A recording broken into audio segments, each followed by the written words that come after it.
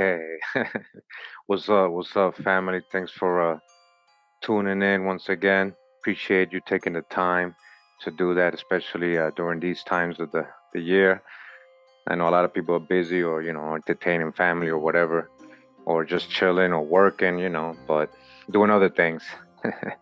um, so thanks for being here. I'm gonna ask you if I can take at least like maybe like 2 hours of your time right now, if that's okay.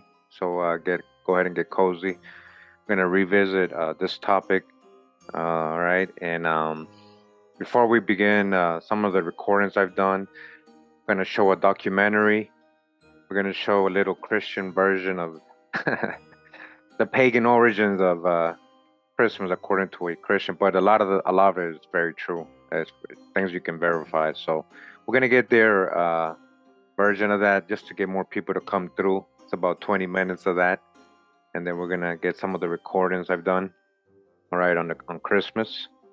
All right, guys. I do want to say respectfully, if you guys could stay on topic in the chat, uh, you know, it's okay to chat and stuff. It's just sometimes it just creates distractions and also discussions, especially if you're way off topic. So we're talking about the origins of Christmas, somewhat, Santa Claus, and you can actually do hours and hours of research on this. Actually, it's actually very vast. So it's just like a summarized, version of it. There's actually other YouTubers who have great information on this. They get a lot of deeper and a lot darker. We can get definitely darker on this maybe in next year, but it gets pretty dark. Some of this stuff. So, but I hope you enjoy the general history of it. A lot of people don't really know or understand the history at all. So I got a lot of new subscribers again. So welcome. Hope you guys enjoy it. It has been called the Day of Days. It is a time of magic, pageantry, warmth, generosity, and love. For many of us, our fondest childhood memories revolve around the traditions of Christmas. It is a time that many around the world celebrate as the birth of Jesus Christ, the Savior and Messiah of mankind. In recent years, however, the spiritual holiday has become a time of mass marketing and crass commercialism. Incredibly, many businesses derive more than half their yearly income during this period. The process of gift-giving, once thought to have come from the story of the wise men who offered gifts to the newborn Christ, has evolved into the buying frenzy we see today during the month of December. But what about the other Christmas traditions? Have you ever wondered why we decorate the Christmas tree? Why we light the Yule log? Why we hang the mistletoe? And why we teach our children to believe in Santa Claus? In the next hour, you will discover the true origins of Christmas. You may be surprised or even shocked to learn the source of your favorite holiday traditions. Chances are you'll never look at Christmas the same ever again. In the Northern Hemisphere during late December, the days are at their shortest lengths and the nights are at their longest. For those of the pagan world, this has always been the greatest time of the year to celebrate and practice the works of darkness. The pagan calendar identifies this period as the winter solstice. It was during the pre-Christian midwinter pagan celebrations of Scandinavia's Norsemen where today's Christmas traditions began. As a means of honoring the pagan sex and fertility god Yule, a 12-day celebration during the month of December was inaugurated. A large single log considered to be a phallic idol was lit on fire and kept burning for 12 days. Animal or human sacrifices were offered in the fire on each of those days. Wild, delirious reveling accompanied the daily sacrifices as drunken participants defiantly strove to make contact with spirits. 1,000 miles away in pre-Christian Rome, celebrants were paying homage to their own gods during the winter solstice. Witchcraft traditions hold that a number of pagan gods were given birth during this period, including Dionysus, Attis, and Baal, chief male god of fertility and licentiousness. Another pagan god from Persia, identified as Mithra, was said to have been born specifically on December 25th. Mithra was the god of the unconquerable sun, the god of the light between heaven and earth, worshipped at that time by an influential Roman cult.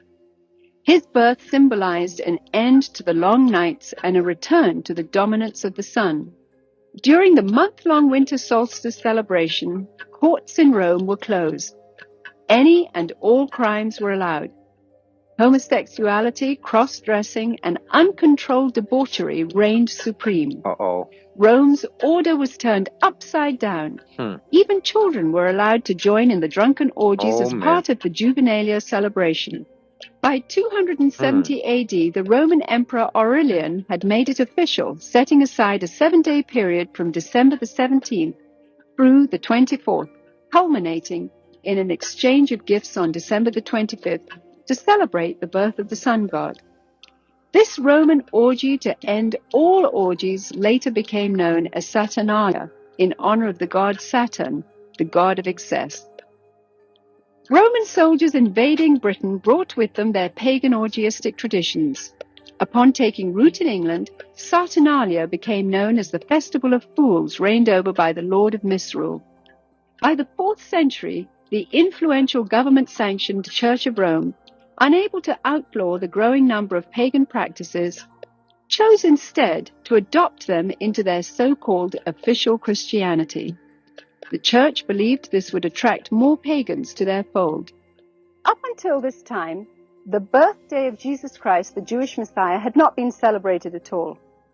Ignoring scriptures, however, indicating that the birth probably did not occur during the winter, the Church nevertheless confused biblical history and made Jesus' birthday coincide with the pagan god Mithra. The birth date of the sun god had now become the birth date of the Son of God. It was hoped that the pagan celebrations of Saturnalia would merge into this new legally sanctioned form of Christianity. The Church's practice of changing the dates of Christian events to coincide with pagan festivals continued, and by the 7th century, Pope Gregory I had ordered Augustine of Canterbury to incorporate any and all pagan practices and customs into the expanding Roman Catholic Church. During the Middle Ages, the debased Mardi Gras atmosphere of what was now known as Christ's Mass had reached a fevered pitch. Common practices included open sex in the streets, rioting, murder, and a number of pagan druidic Halloween rituals. This blood-drenched celebration got so out of hand that by 1652, following the execution of King Charles I, Christ's Mass was finally outlawed in England. A religious reform movement began sweeping the country, led by Puritan Oliver Cromwell. The Puritans took the biblical mandate seriously, which commanded that Christianity remain pure and separate from paganism. Despite their noble efforts, the celebration simply went underground, and by 1656, after only 4 short years under the ban, the public's demand for the legalization of Christ's Mass had become insurmountable. The appointment of Charles II to the throne restored England's monarchy, and with it the celebration of Christ's Mass. The Puritans had lost England, but they held high hopes for the New World. When the first settlers came from England, they were, for the most part, Puritans. They came here for religious freedom. They came here to be free to worship God without a hierarchy and without the corruption of the organized church that they had known before. And so remember who they're talking about when they're saying these so-called Puritans, Pilgrims, and all these people. Remember their ethnic background. We've gone over it a lot. We're going to talk about that later a little bit. When they came with the clear knowledge of the danger of these pagan practices that had become so dear to the hearts of their ancestors. Following England's lead in 1659, the colonies of America had likewise outlawed Christmas. For 200 years, the clergy in New England battled to keep the riotous celebrations honoring the pagan god Saturn from infiltrating the New World. The Reverend Cotton Mather had warned in a Christmas Day sermon in 1712, "Can you in your conscience think that your Holy Savior is honored by hard drinking, lewd reveling, and by a mass fit for none but Bacchus or Saturn?" But the public's taste for sin and revelry persisted.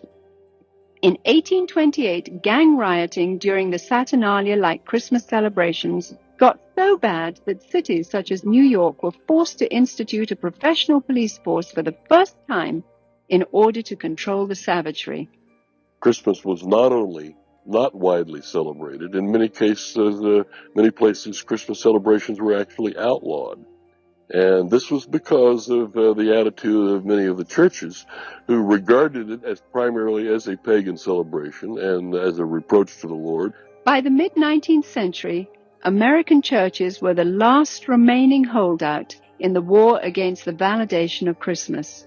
However, they too finally succumbed as a result of the efforts of the American Sunday School Society, who began advocating Christmas programs for children as a method of filling the pews.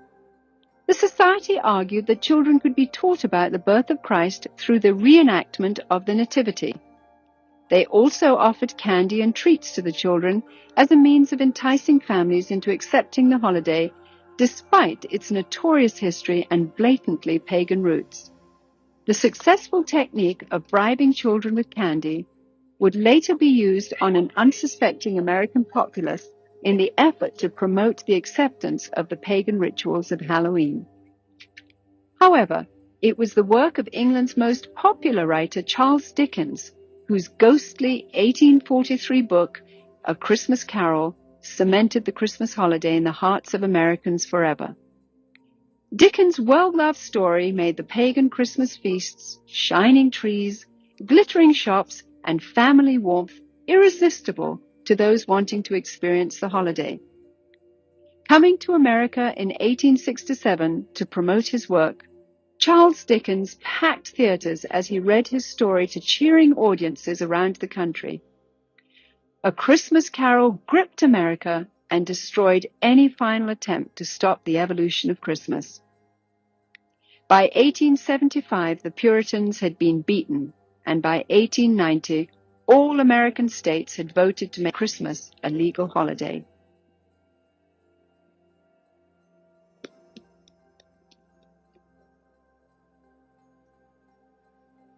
Today's tradition of the Christmas Yule log stems directly from the worship of the pre-Christian Scandinavian fertility god Yule. The burning of this phallic idol is also responsible for the concept of the 12 days of Christmas, which represented the 12 daily sacrifices offered up in the Yule log's flames.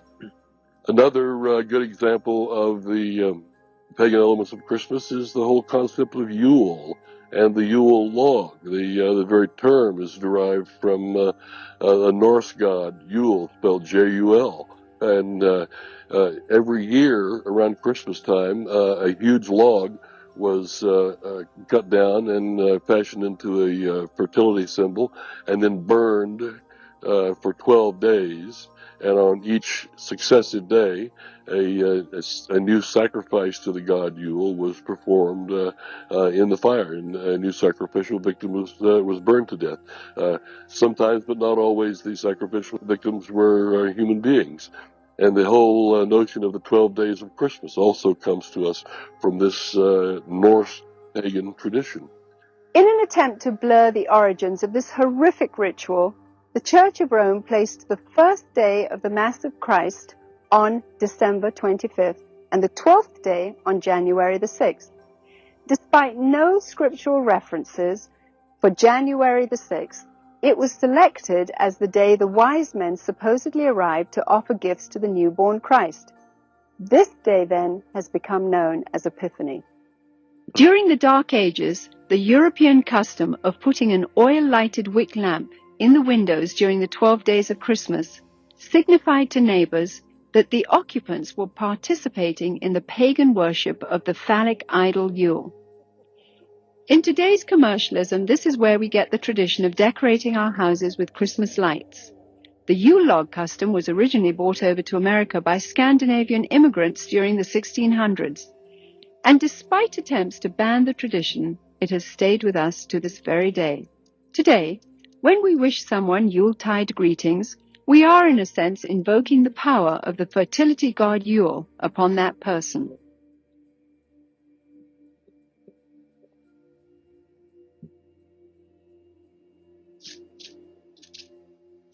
During the Saturnalia celebrations, holly and other greens were hung over doorways as part of a pagan ritual to ward off evil.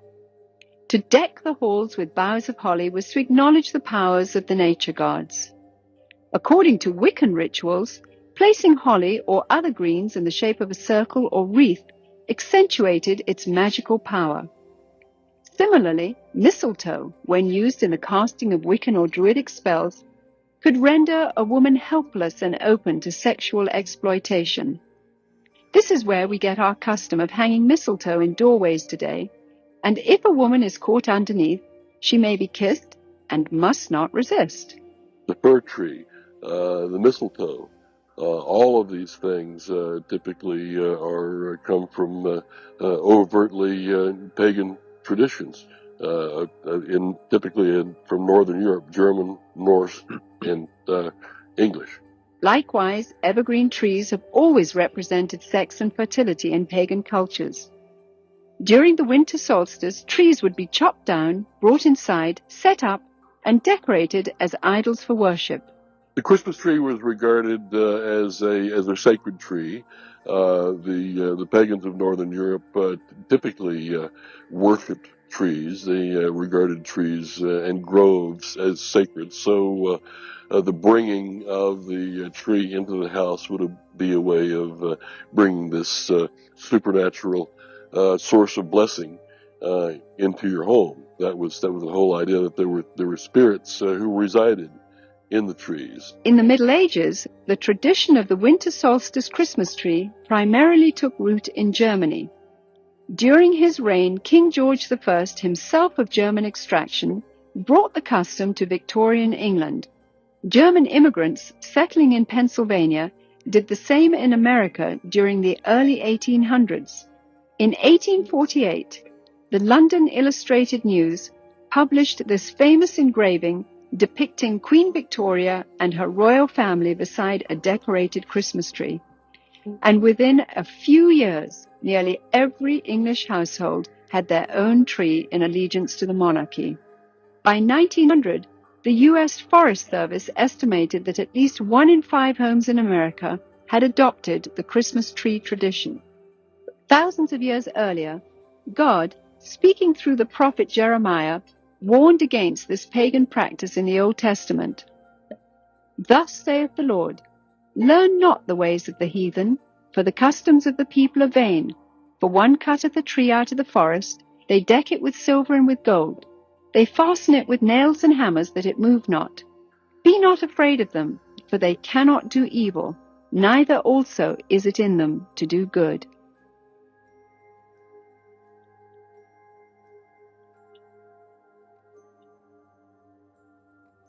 Santa Claus is another good example of a pagan element of Christmas. Santa Claus, as we know him today, is an amalgamation of several different traditions. But in most cultures throughout the world, you will find the existence of what is known as hearth gods.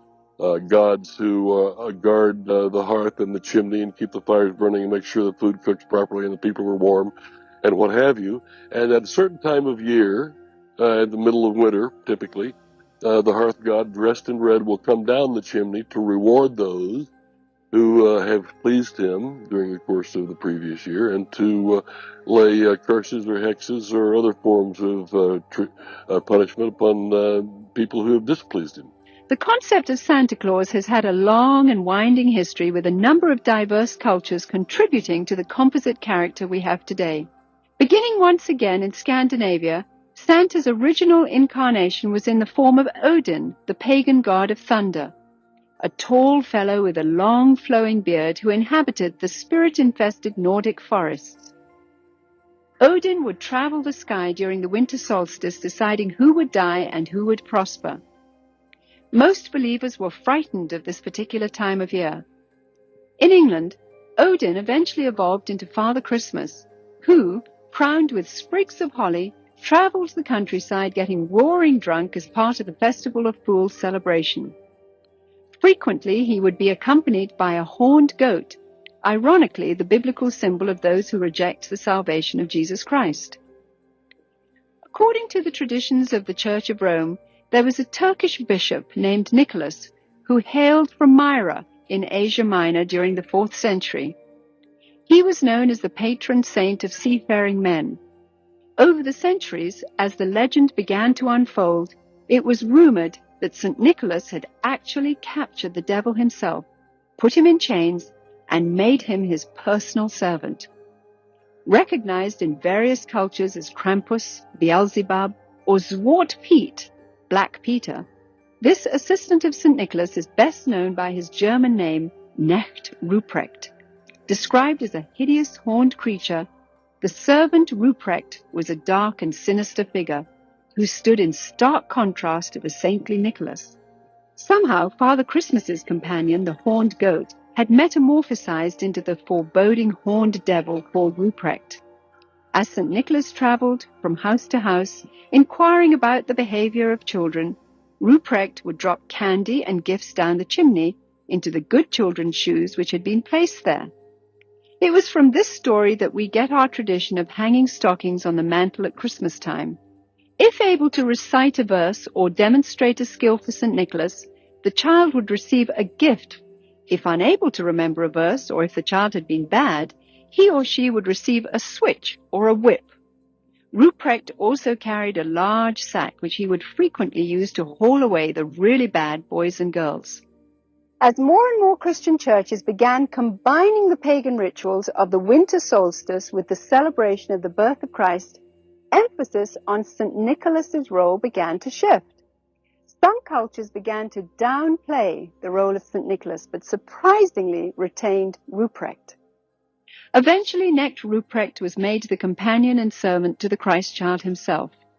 In this scenario, the devil is actually given the title Weihnachtsmann, or Santa Claus. 19th century writer Theodor Storm, in his story about Knecht Ruprecht, even goes so far as to describe the switches given to the children by Ruprecht as tools to be used in sadomasochistic rituals. Soon, the image of Ruprecht would fade from the Christmas tradition, but not his sadistic influence. Many of the early depictions of Santa Claus portrayed him not as a jolly gift giver, but of an unfriendly disciplinarian complete with a ready switch or whip. One of the problems with the Christmas gift thing for children is that it really is a religious teaching, a wrong religious teaching, because it teaches them that if they're nice, they get the gifts. If they're naughty, they don't. Or in my case, I was taught that he would leave us a bundle of switches. Isn't that interesting? It's a salvation by my own personal virtue. But there's a second thing wrong with it, and that is that they're going to get those gifts whether they're naughty or nice, because most parents love their children and wouldn't dream of, quote, ruining their Christmas. And they're not going to ruin Christmas. They're going to give those children the gifts anyway. And sooner or later, those thinking children are going to realize, I wasn't very nice, but I got the gift anyway.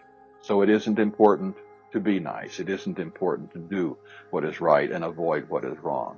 German immigrants coming to America during the 1620s tried to influence the New World with the stories of St. Nicholas and his gift-giving companion, Knecht Ruprecht. But somehow the idea just didn't take hold until almost 200 years later. In 1819, America's best-selling author, Washington Irving, used his influence to promote St. Nicholas in a popular Christmas story titled Bracebridge Hall. Consulting Irving's writings, Episcopalian minister Clement Clark Moore penned a decidedly secular tale called A Visit from St. Nicholas in 1822. Later retitled The Night Before Christmas, Moore's poem was based on the tales of German and Dutch immigrants who had come to America. Intended originally only for his own children, Moore's story was published in the Troy Sentinel in New York and became an overnight sensation. Gone were the bishop's remnant of St. Nicholas. He was now a jolly old elf imbued with supernatural powers. Moore had also replaced Nicholas's companion, the horned Knecht Ruprecht, with 8 horned magical reindeer. As the popularity of The Night Before Christmas grew, Moore became increasingly concerned that the story's emphasis on the supernatural and its disregard for Christ would reflect poorly on his position as a minister. As a result, he refused to take credit for its creation until the story became so popular that he could no longer resist. 40 years later, illustrator Thomas Nast, political cartoonist for Harper's Weekly, seared the image of Santa Claus into the minds of the world by creating a drawing which combined Moore's jolly old elf with images of St. Nicholas taken from his own native Bavaria. By 1880, Santa was a thoroughly secularized folk hero who had become increasingly irresistible to retailers worldwide. All right, let's go. So over here we're at the History Channel website. It says here, Merry Christmas, huh? Santa Claus, right? Santa Claus, otherwise known as Saint Nicholas or Kris Kringle, has a long history steeped in Christmas traditions. Today he is thought of mainly as the jolly man in red who brings toys to good girls and boys on Christmas Eve.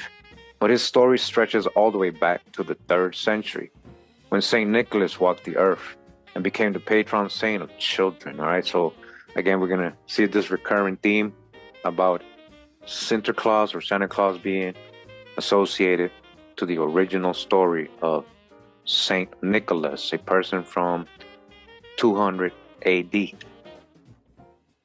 So again, we're going to go over a lot of information, so let's just go step by step. Here it says the legend of Santa Claus can be traced back hundreds of years to a monk named Saint Nicholas.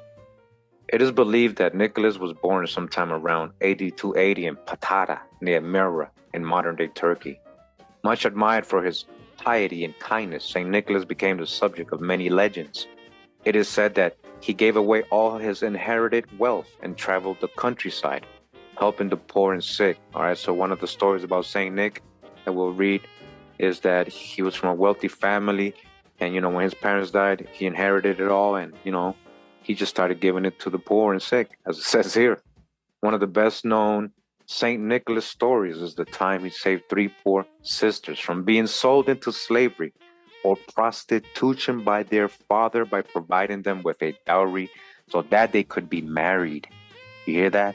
So yes, one of the actual first legends of St. Nicholas was that he helped these virgin girls so they wouldn't be sold into prostitution. Over the course of many years, Nicholas' popularity spread and he became known as a protector of children and sailors. Remember who's the sailors or the merchants? Okay. His feast day is celebrated on the anniversary of his death, December 6th. This was traditionally considered a lucky day to make large purchases or to get married. By the Renaissance, St. Nicholas was the most popular saint in Europe. Even after the Protestant Reformation, when the veneration of saints began to be discouraged, St. Nicholas maintained a positive reputation, especially in Holland, all right? Especially where the so-called Dutch were. New Jerusalem, the Sephardic Jews and Moors had gone there. Who's over there?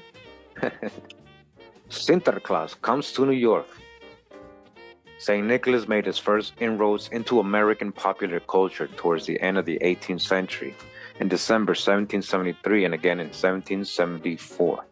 A New York newspaper reported that groups of Dutch families, all right, so-called Dutch families, had gathered to honor the anniversary of his death. Remember who are these so-called Dutch people during this time? Go back to my Dutch Sephardic Jews, merchants, the first settlers of New York. Remember who these people are. A lot of them are crypto Jews, crypto Muslims, people that were being persecuted by Catholics were coming over here, right? So-called Protestants.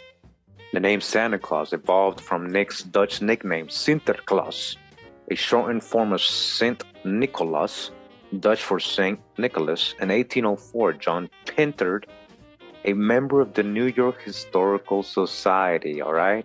We're going to talk a lot about John Pintard today, guys. I'm going to show you who John Pintard was. So he was the actual founder, not just a member. He was the actual founder, we're going to read, of the New York Historical Society. He distributed woodcuts of St. Nicholas at the Society's annual meeting. The background of the engravings contain now familiar Santa images, including stockings filled with toys and fruit hung over a fireplace. In 1809, Washington Irving helped to popularize the Sinterklaas stories when he referred to St. Nicholas as the patron saint of New York in his book, The History of New York. As his prominence grew, Sinterklaas was described as everything from a rascal with a blue tree cornered hat, red waistcoat, and yellow stockings to a man wearing a broad-brimmed hat and a huge pair of Flemish trunk hose. All right, we're going to get into all this. This was just one website. Again, we're going to continue reading. Just bear with me. It says here, the Christmas conspiracy, or how New Yorkers created Santa Claus. New Yorkers, ediblemanhattan.com. And, you guys got to understand why it became popular in New York. Who are these so-called Dutch? What is their culture? What did they bring with them? What were they practicing? What were they following for many years? Their ceremonies and holiday festivities, or winter festivities. Everybody knows that Santa Claus arrives on Christmas Eve in a sleigh pulled by reindeer. But the earliest American account of Santa Claus has him arriving on a horse and wagon on December 6th, the feast day for Saint Nicholas. The original Saint Nicholas was a 4th century Greek bishop in Myra, Asia Minor, who was known for his generosity. He was revered in Europe since the Middle Ages, and his feast day was, and still is, celebrated in many European countries. The Dutch invented a mythical figure. The Dutch invented, listen to this, called Sinterklaas, who gave gifts on the evening of December 5th, the night before St. Nicholas' feast day. Despite the Dutch founding of what is today New York, no evidence has surfaced that anyone celebrated or even mentioned St. Nicholas' Day until 150 years after the city's founding. It appeared in New York Gazetteer, owned by one James Rivington, an Englishman who immigrated to New York in 1760. In December 23rd, 1773, all right, look at the year, issue, Rivington covered the first New York account of the Boston Tea Party. Remember who did that? St. Tammany Group, Secret Society, the Sons of Liberty. Remember who did that? And it has something to do with who we're going to be talking about today, John Pintard. So it's interesting that he was covering the first New York account of the Boston Tea Party, and a small announcement stated, last Monday, the anniversary of St. Nicholas, otherwise called Saint Claus, was celebrated at Protestant Hall at Mr. Waldron's, where a great number of the sons of that ancient saint celebrated the day with great joy and festivity. All right? Who's the Protestants? St. Nicholas and Santa Claus disappeared from New York written accounts for 2 decades. New Yorker John Pintard, here we go again, a civic-minded businessman and a descendant of a, French Huguenot, family who arrived in New York in 1690. All right, French Huguenot, you guys already know if you saw my French Huguenot live the other day, and all the Huguenot videos who we're dealing with, that's what I was saying. Since St. Nicholas in his private papers in 1793. And again, 4 years later, Pintard helped found the New York Historical Society in 1804.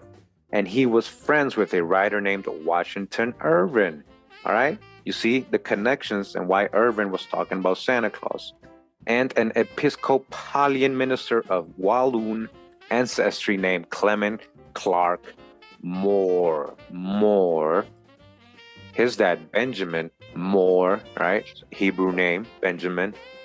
In January 1808, Manhattanite Washington Irving wrote in his literary magazine, Salamagundi, that the noted St. Nicholas, vulgarly called Santa Claus, of all the saints in the calendar, the most venerated by true Hollanders and their unsophisticated descendants. This may have given him an idea to expand on this story, and he did so in his satirical History of New York, which was published on St. Nicholas Day, December 6, 1809. In the book, Irving proclaimed that St. Nicholas was New Amsterdam's patron saint, and that a jolly old Dutchman nicknamed Santa Claus, who parked his wagon on rooftops and slid down chimneys with gifts for sleeping children on his feast day. John Pintard jumped on the St. Nicholas bandwagon. At his urging, the New York Historical Society hosted a dinner on St. Nicholas Day in 1810. Pintard paid for the publication of a broadside with an illustration of a stern St. Nicholas. Over their fireplace hung 2 stockings, one filled with goodies, perhaps toys, oranges, sugar plums, and Oli cooks, the other a stick. Neither Pintard nor Irving associated Santa Claus or St. Nick with Christmas, okay?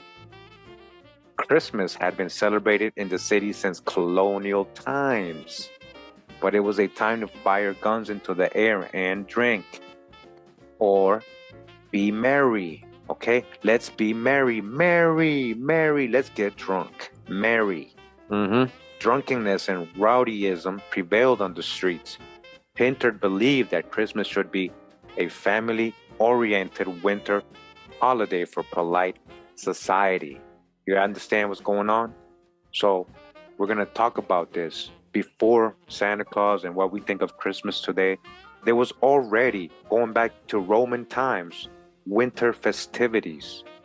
A lot of pagan holidays, feast ceremonies were taking place in this time in Europe, and most of the time was about being merry feasting, enjoying yourself, merry or getting drunk. It had nothing to do with Christianity or so-called Jesus or Saint Nicholas, as it's telling us right here. So the Huguenot Pintard, right? Pintard the Huguenot, aka Moore. I'm going to show you why I'm saying that. Who are the Huguenots? Huguenot. He wanted this to be a family-oriented winter holiday for polite society.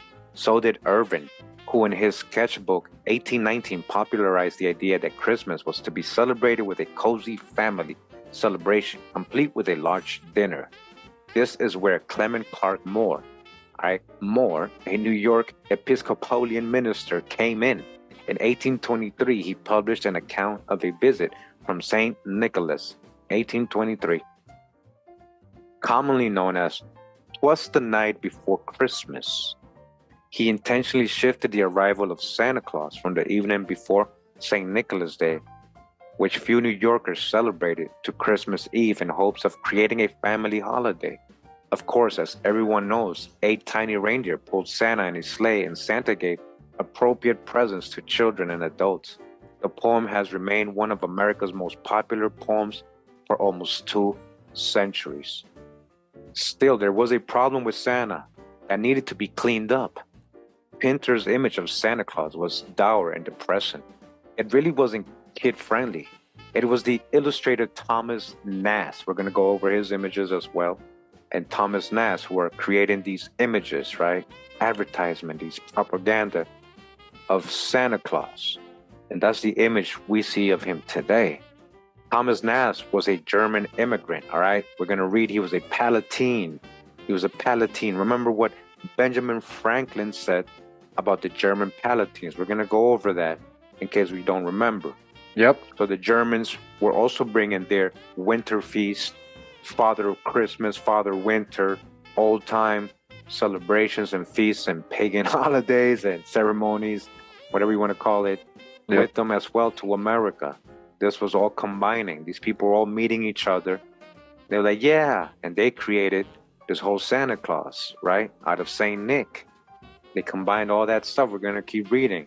He was a German immigrant who arrived in New York in 1850, who created the modern image of jolly old Saint Nick, which first appeared in Harper's Weekly in 1862. We're going to see that. By this time, many Americans celebrated a less rowdy Christmas, complete with presents for the children and a family dinner. It was the New Yorker's view of Christmas, complete with Santa Claus, reindeer, stockings, and presents, that dominated American celebration after it was declared a federal holiday in 1870. Retail stores picked up Santa Claus as an appropriate salesperson, and by the early 20th century, Santa Claus was a popular fixture, enshrined in American commercial life through purchasing and giving gifts. Today, Americans owe everything to 3 New York friends, John Pintard, Washington Irving, and Clement Moore, who conspired to domesticate Christmas from a day of drunkenness to a family celebration, NewYorkPublicLibrary.org. This is the website. It says here Santa's New York Roots by Megan Margino, Master in Division of United States History, Local History and Genealogy, Stephen A. Schwarzman Building. And here goes some images. It says here Santa's Catch, the Charlie to Bloomingdale's image. All right. So this is what they're talking about the advertising. Santa Claus became a good salesperson. Look at that. He became a great salesperson.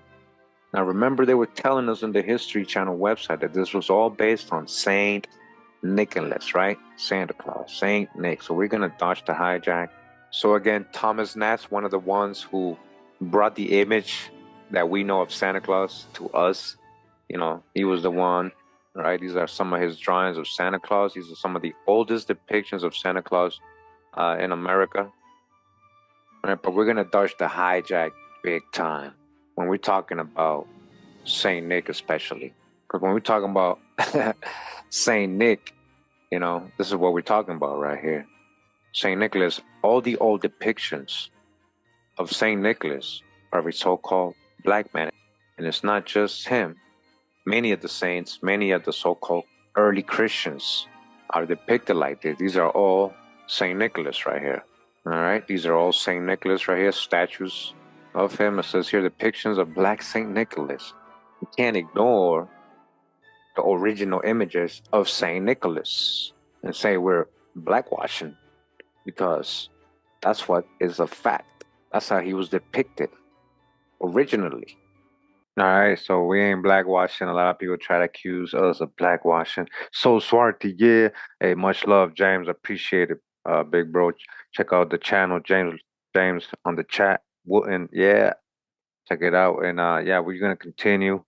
You know, let's try to stay on topic. This is definitely not about Christianity. We got videos on that too. So make sure to check those out if you don't know the history of that as well. This is Byzantine art. This is Saint Nick right here. Here we got Saint Nick again. Russian icon of Saint Nicholas. Saint No Play Play. Says here Saint Nicholas the Wonder Worker. The Hoshhetria of Smolensk. Saint Nick. Attribution of the icon, Nicholas the Wonder Worker. Saint Nick. All right, this is Saint Nick right here as well. Says here the icon of Saint Nicholas of Saraisk, with 14 scenes of his life from Assumption Cathedral of the Ryazan Kremlin. 14th century Ryazan Historical and Architectural Museum Reserve. This is from the 1300s. Okay? Saint Nicholas, right here. The generous guy who gave all his inheritance away, supposedly. The saint, right? Saint Nicholas, Sinterklaas. We're going to see Sinterklaas became depicted as a so-called white man, and in Dutch tradition, he was going around with a so-called Moor, or Zwarte Piet, and many other companions. Zwarte Piet. But this is Saint Nick too. He was also a so-called black man. Touch the hijacks, okay? The icons of Saint Nicholas, the Wonder Worker, all depict him, the original ones, as a dark-skinned man. So back to the New York Public Library website, right? Santa's New York roots. So again, go preach somewhere else. You know, we're learning about the history of Christmas. Don't be off topic, or unfortunately you will be timed out. Yeah, so they're saying nothing personal. It's just out of respect. Thank you. Let's not forget the roots, though, of Saint Nick. Today, there's no question about the identity of the jolly red-suited, white-bearded, toy-carrying, plump old man. It's Santa Claus, of course. Throughout the mid-19th century, however, the identity of this famous gift giver was only just developing, okay? Just developing, huh? Saint Nicholas, Belschnickel, Father Christmas, and the Wild Man. While all of these cultural figures are symbolic of the holiday season, none are quite the jovial character we know and love today. So how was the iconic image of Santa born, all right? So they're talking about, all right, we already went over St. Nicholas, right? Who's Belschnickel? Belschnickel, also known as Belsico, or Pelsnickel, right? That's another way. Is a crouchy fur blot Christmas gift bringer figure in the folklore of the Palatinate, right? The Germans. Remember who was Thomas Nast? He was a Palatine German. The same people Benjamin Franklin was complaining about. Just real quick, we're going to get into all this historical stuff now. Before we continue, we're going to come to this book real quick, History of the Conquest of Spain by the Arab Moors, by Henry Copey. This is from 1892, so you guys can see. Here we go again. Archive.org. Again, that's History of the Conquest of Spain by the Arab Moors, with a sketch of the civilization which they achieved and imparted to Europe, by Henry Copey. Volume 2, 1892. This part right here is especially for all the new people. All right. What is a Huguenot? I got several videos on the Huguenots. I got a 5-hour one that is very thorough on the information and their history, what they went through, and their involvement in the Americas in colonial times. And who are these people? What is their ethnicity? What is their genealogy and ancestry historically? Now we're going to start here. Page 445 of this book is literally telling us about Columbus, how he's the Christ bearer. That's what his name means, the Christ bearer, and how he left out of a Moorish port. His vessels was fitted out in that little port of Palos, which had lately been a Moorish port. His sailors were, many of them, men with Moorish blood in their veins. Columbus himself, so-called Moorish blood, most likely Sephardic Jew from Portugal. We are investigating. There's many stories of his possible real name out there. Yeah, so we did the video. All right, again, this is an excerpt of an old recording. We did the video. His real name is Salvador Fernandez Sarco, Portuguese Jew. All right, go check out the previous videos. Go check out my previous videos on Thoth, Hermetics, Hermetism, the New Testament authors, all that, Let's stay on topic. Thank you. So, we're investigating, but definitely seems to be he was a Sephardic Jew from Portugal. So he also had Moorish blood.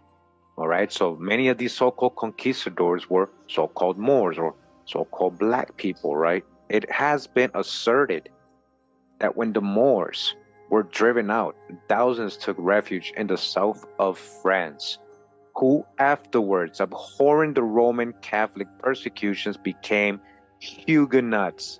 They became the Huguenots. It didn't say they mixed with Huguenots. They are the ones who became known as the Huguenots in history. So whenever you see Huguenot, we just read John Pintard, right? John Pintard is a Huguenot. We're going to read more about that. Yes, he was a Moor. Yes, Huguenot, so-called black man. Yes, these people, German Palatines, Thomas Nast, right? He was also a so-called black man. I'm going to show you what Benjamin Franklin had to say about them. But it tells you right here in this book who the Huguenots are, right? They never tell you this part of their history or beginnings and origins. The word Huguenot just meant a confederation, a people coming together, comrades coming together as confederates. We're going to hear from Benjamin Franklin himself. We're in this book that he actually wrote, Observations Concerning the Increase of Mankind, Peopling of Countries, by Benjamin Franklin. This was written in 1755, this version right here in Boston, okay, 1755. So basically he's going over some points, why it's bad, all this immigration, all these foreigners, as he's calling them, Germans, Protestants and all that, Palatines, why are they coming, these Huguenots, why are we bringing them into the country? He's literally complaining. So right here in point 23, he says, and since detachment of English from Britain sent to America will have their places at home, so soon supply and increase so largely here, why should the Palatine Boers, all right, the Palatine, Thomas Nast, right, the guy who was drawing Santa Claus, he's a Palatine Boer. He suffered to swarm into our settlements, and by herding together establish their languages and manners to exclusion of ours? Why should Pennsylvania, founded by English, become a colony of aliens, who will shortly be so numerous as to Germanize us instead of our Anglifying them, Germanize, and will never adopt our language or customs any more than they can acquire our complexion? They're not even our, he's saying, they're not like me, they're dark complexioned. Which leads me to add one remark, that the number of purely white people in the world is proportionally very small. In 1750s, all right, very small. It's not me, it's Benjamin Franklin telling you. Nobody is blackwashing anything. They're telling you that before the 1800s, the world was a so-called blacker place, according to Benjamin Franklin's primary source and notes. Right here, he's telling you that all of Africa was black, or tawny, right? Tawny. All right, so tawny, shout out to Drop. All right, we're in Webster's Dictionary, 1828. It says here, tawny, adjective of a yellowish dark color, like things tanned or persons who are sunburned, or as a tawny Moor, or Spaniard, the tawny sons of Numidia, the tawny lion, all right? Dark complexion person, right? So we got Africa's black or tawny, Asia chiefly tawny, so is Asia, America, exclusive of the newcomers, wholly. So, not part, but all of it is what? Tawny, tawny, tawny, dark complexion. And in Europe, the Spaniards, Italians, French, Russians, and Swedes are generally of what we call Zwarte complexion, as are the Germans also. All right, as are the Germans also. Okay, we're gonna put Zwarte right here, and we're gonna get Zwarte being of a dark hue or a dusky complexion. Tawny, same thing. In warm climates, the complexion of men is universally Zwarte or so-called black. So-called black. The Moors, Spaniards, and Italians are more swarthier than the French, Germans, and English. Okay, who are the Moors? The Spaniards and Italians. Who are the Spanish conquistadors? Who were the Spaniards that came here? Moors, people of dark complexion. All right, their swarthy holes were dark in all our plains. Look at this, black as the swarthy African. Swarthy means so-called black. Okay. Benjamin Franklin is letting you know that the German Palatines were so-called black. The Huguenots were Moors. These are the same people. Same people. So again, when they're telling us Santa's New York roots, who are these men, these so-called Dutch and German Palatines? Once you have a better perspective of who they are, you see things a lot differently, right? You see things a lot differently. You can't just blame the so-called white man. It's not about complexion. So remember, they were telling us in this website here that, Belsnickel, all right, we went to Belsnickel. He's the Christmas gift bringer. This is before Santa Claus or Saint Nicholas. They were already doing this in ancient Germany, in the Palatinate region. All right, who is the Palatinates? Like Benjamin Franklin said, these were swarthy, so-called Negro people along the Rhine, the Saarland, and the Odenwald area of Baden-Württemberg. We've shown the family crest there. The figure is also preserved in Pennsylvania Dutch communities, all right, so-called Dutch and Brazilian German communities. Belsnickel is related to other companions of St. Nicholas in the folklore of German-speaking Europe. He may have been based on an older German myth of Neck Ruprecht, okay? It's a companion, look into this, of St. Nicholas, as described in the folklore of Germany. He is the most popular gift-bringing character in Germany after St. Nicholas, Christkind, and Der Weihnachtsmann, but is virtually unknown outside the country, all right? Here he looks cool, but remember, this is also where you get Krampus and Zwarte Piet, and a lot of the time, yeah, it's all good if the kids were behaved and good kids, but when they were naughty kids or bad kids, they would see a sinister companion, like Krampus, the devil, and even this character would be more sinister, and they would kidnap them and take them with them. Back to Spain, literally, that's the story, back to Spain with the Moors. So, but Neck Ruprecht, all right, a servant of St. Nicholas and a character from northern Germany. Unlike those figures, Belsnickel does not accompany St. Nicholas, but instead visits alone and combines both the threatening and the benign aspects, which in other traditions are divided between St. Nicholas and the companion figure. All right, so that's Belsnickel.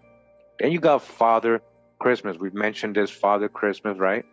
Again, Father Christmas is the traditional English name for the personification of Christmas. All right, remember, this has nothing to do with St. Nicholas. Although now known as a Christmas gift bringer and typically considered to be synonymous with Santa Claus, he was originally part of a much older and unrelated English folkloric tradition, unrelated to St. Nicholas, okay? The recognizably modern figure of the English Father Christmas developed in the late Victorian period, but Christmas had been personified for centuries before then. English personifications of Christmas were first recorded in the 15th century, with Father Christmas himself first appearing in the mid-17th century in the aftermath of the English Civil War. The Puritan-controlled English government had legislated to abolish Christmas, considering it papist, and had outlawed its traditional customs. Royalists, political pamphleteers linking the old traditions with their cause adopted Old Father Christmas as the symbol of the good old days of feasting and good cheer, right? Being merry, getting drunk. Following the restoration in 1660, Father Christmas' profile declined. His character was maintained during the late 18th and 19th century by the Christmas folk plays, later known as mummers' plays, all right? That whole image of the wild man, right? This wild man that was a gift bringer and came around during the winter feast and these European pagan traditions. This had nothing to do with Saint Nicholas. So now, the wild man becomes Saint Nicholas, right? The wild man, Father Christmas, they all become Saint Nick. They are literally merged, and then you get the Santa Claus. You see the fur that he has around him comes from all this fur, the wild man that he used to have. So he used to carry the tree. This is all pagan stuff. We already know Saint Nicholas was something else. All right, this is Saint Nick. But again, the wild man prevailed. You see, the mistletoe, all that comes from before Santa Claus or Saint Nick. That's from other things, And as you guys can see here, he about to eat the swine, he about to eat the pork. And it actually starts getting pretty dark, guys. If you actually start going into a lot of the origins of this, it does get pretty dark. This is Pierre Fortard. This is another version. So I want to show you guys. It says French for Father Whipper or Old Man Whipper is a character who accompanies St. Nicholas on his rounds during St. Nicholas Day, dispensing lumps of coal or beatings to naughty children while St. Nicholas gives gifts to the well-behaved. He is known mainly in the far north and eastern regions of France, in the south of Belgium, and in French-speaking Switzerland. Although similar characters exist all over Europe, this whipping father was said to bring a whip with him to spank all the naughty children who misbehave, right? Whip, and look what he looks like. So these are some of the occult pagan characters that they merged with Saint Nicholas to create Santa Claus, the whole tradition. I want to show you guys a video, all right, real quick. There's actually people talking about this a lot, and they want to emphasize on the pagan stuff, right? And bring it out and show you that, yeah, it goes back to pretty crazy stuff, some of this Christmas traditions. Aber ich schlage nur böse Leute.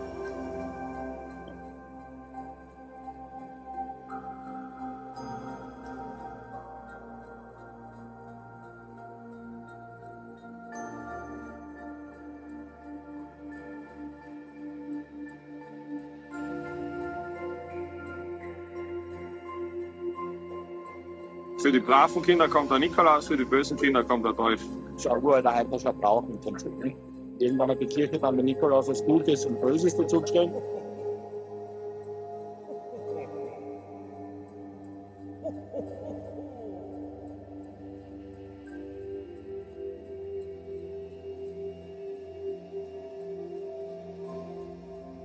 Apparently, it brings your baby good luck if in the first year you can give them to the devil.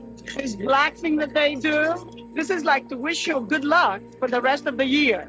Ja. And if someone is not painted, then his year is not going to be a good year. Het is onderdeel van een heel oude traditie die heidense oorsprong heeft.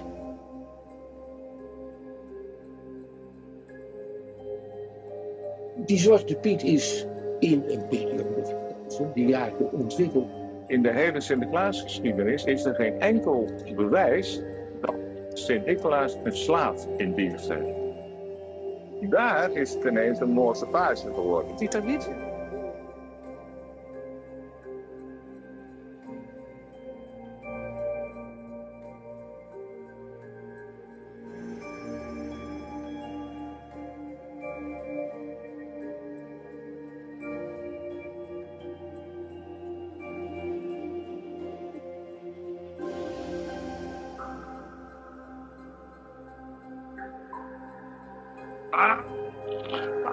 Aber ich schlage nur böse Leute.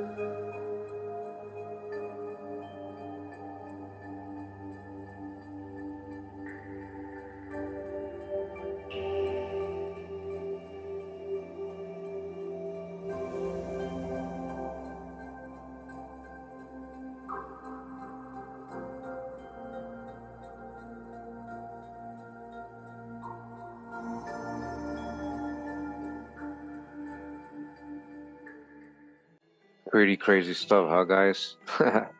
Yeah, so they mentioned Zwarte Pete, right? Zwarte Pete. So Dutch the hijack again because, they show you St. Nicholas, so-called white, but we already saw the original St. Nick was also a so-called black man. So it's not about a white man owning a slave. Because the clothes that the so-called Zwarte Pete has on, it's actually royal clothes. Zwarte Pete, also known in English by the translated name Black Pete, is a companion of St. Nicholas in the folklore of the Low Countries. The earliest known illustration of the character comes from an 1850 book by Amsterdam school teacher John Schenkman, Amsterdam, Dutch, in which he was depicted as a black Moor from Spain, okay? Those portraying the traditional version of Zwarte Piet usually put on a black face and colorful Renaissance attire in addition to curly wigs and bright red lipstick, huh? The character has been increasingly controversial since the early 2010s and increasingly prevalent at municipal holiday celebrations in the years that have followed. As of 2021, a revised version dubbed Sooty Pete has become more common than the traditional variant of public events in addition to television specials. Right, so that's real. We're going to read more about him as we read other books.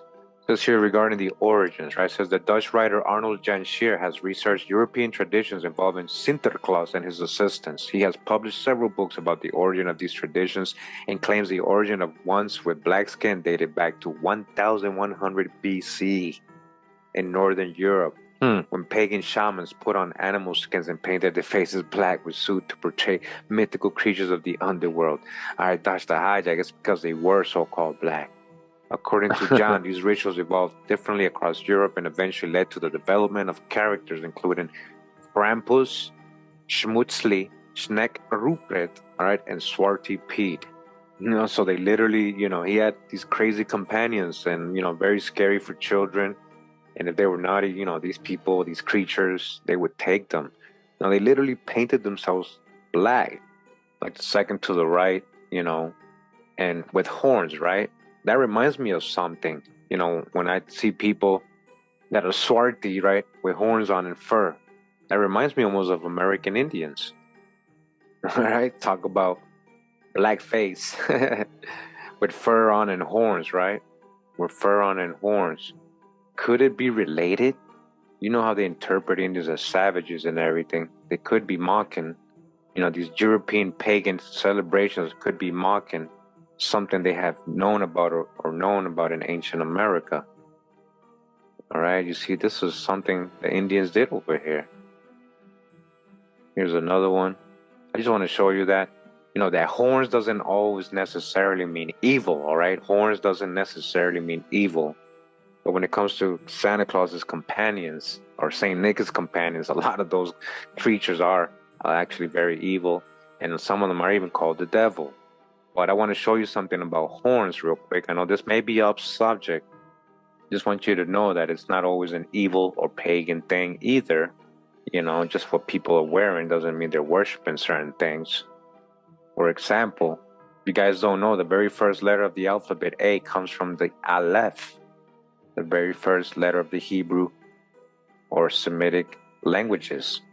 Aleph, this is the pictograph. The ancient way it was actually drawn was a bull. Yeah, the Aleph, the A is actually ox, picture of an ox, meaning strong, power, leader, teach, yoke, thousand, teach, to associate with, hence to learn, to teach. All right, the ox, that is the horns. The ancient letter Aleph started as a picture of an ox. You see, Proto-Canaanite. This is what we find. These first three right here is what we find all over the Americas. Inscriptions all over the Americas like this. All right, early Phoenician, what they call Phoenician in Hebrew right here. Pool of Siloam inscription. Early Aramaic. Actually, this one too. All these are found here. And then you get, the Jiddisch added with it. The Dead Sea Scrolls, modern Hebrew. All right, but that became the A, the Latin form of A. That's where it comes from, the ox, the horns. So horns, all right, is not always an evil thing, especially when you see your ancestors wearing it. Sometimes they're just remembering something, all right? Power, right? Leadership, to teach, strong. All right, so I hope you guys are following along so far. just trying to keep it moving. A lot of information I'm trying to summarize. So we go back to the History Channel website. Again, I want to show you guys something that I found in here. They have a little gallery here, right, of Christmas stuff, right? Of course, this is Thomas Nast drawing in Harper's Weekly. I have the original. This is Harper's Weekly right here from 1863, volume 7, a Journal of Civilization, right? And this is one of the very first depictions of Santa Claus in America, as you guys can see, all right? He got the star-spangled outfit on. Let me close up on him real quick. Do you see? That's Santa Claus. One thing I noticed, and some may say, well, that's the shadows and stuff, but the phenotype and everything, that looks like a so-called black man to me, even though his hands are looking light. They could have done that on purpose. And I know they might say that's the shadow. They might be trying to be subliminal here. Okay, I just wanted you guys to see that Santa Claus originally, I'm going to show you guys. Santa was actually being used to promote the Union. It says here in the Smithsonian Magazine, a Civil War cartoonist created the modern image of Santa Claus as Union propaganda. Thomas Nast, all right, the German Palatine, so-called black man, is a legendary for his political cartoons, all right? And here it is again. We just saw the original, as you guys can see. You could call it the face that launched 1,000 Christmas letters, appearing on January 3rd, 1863 in the illustrated magazine Harper's Weekly. Two images cemented the nation's obsession with a jolly old elf, the wild man. The first drawing shows Santa distributing presents in a Union Army camp. Lest any reader question Santa's allegiance in the Civil War, he wears a jacket patterned with stars and pants colored in stripes. In his hands, he holds a puppet toy with a rope, and around his neck, its features like those of Confederate President Jefferson Davis, okay? All right, he's hanging Davis, the Confederate leader. So I just wanted to show you guys that. I'm back at the History Channel website. Again, the gallery that they have here. I want to show you an image they have here. This is, again, St. Nick over there. Another statue here. Now, this image right here was very, very interesting. I'm going to show you guys something, and I colorized it.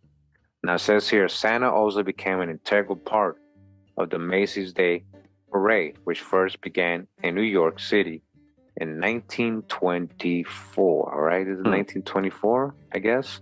You guys see? Santa's right here in the top. I want to show you something about Santa. Do you guys see Santa? Santa's a so-called black man here, or he is being painted with blackface.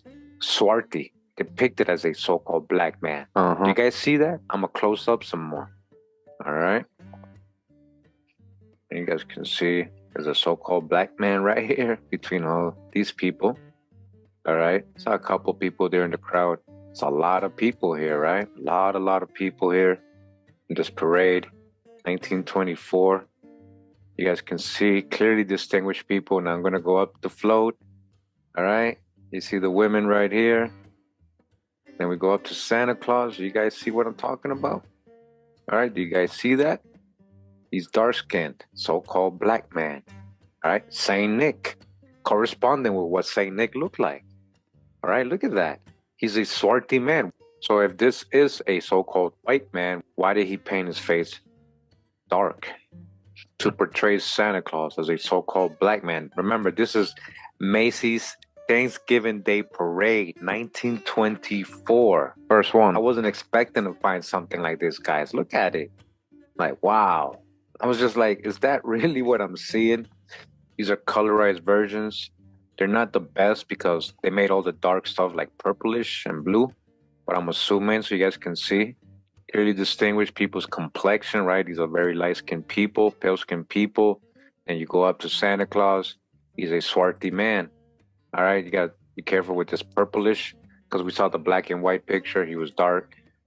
There's a huge difference between like this lady and Santa Claus when it comes to their hue or complexion. Do you guys see the difference? All right. Even with the purple tint that the colorization did on Santa Claus' face, you can still see he's a dark complexion person, even possibly a Negro man that was actually portraying Santa Claus. And in Macy's Thanksgiving Day Parade, 1924.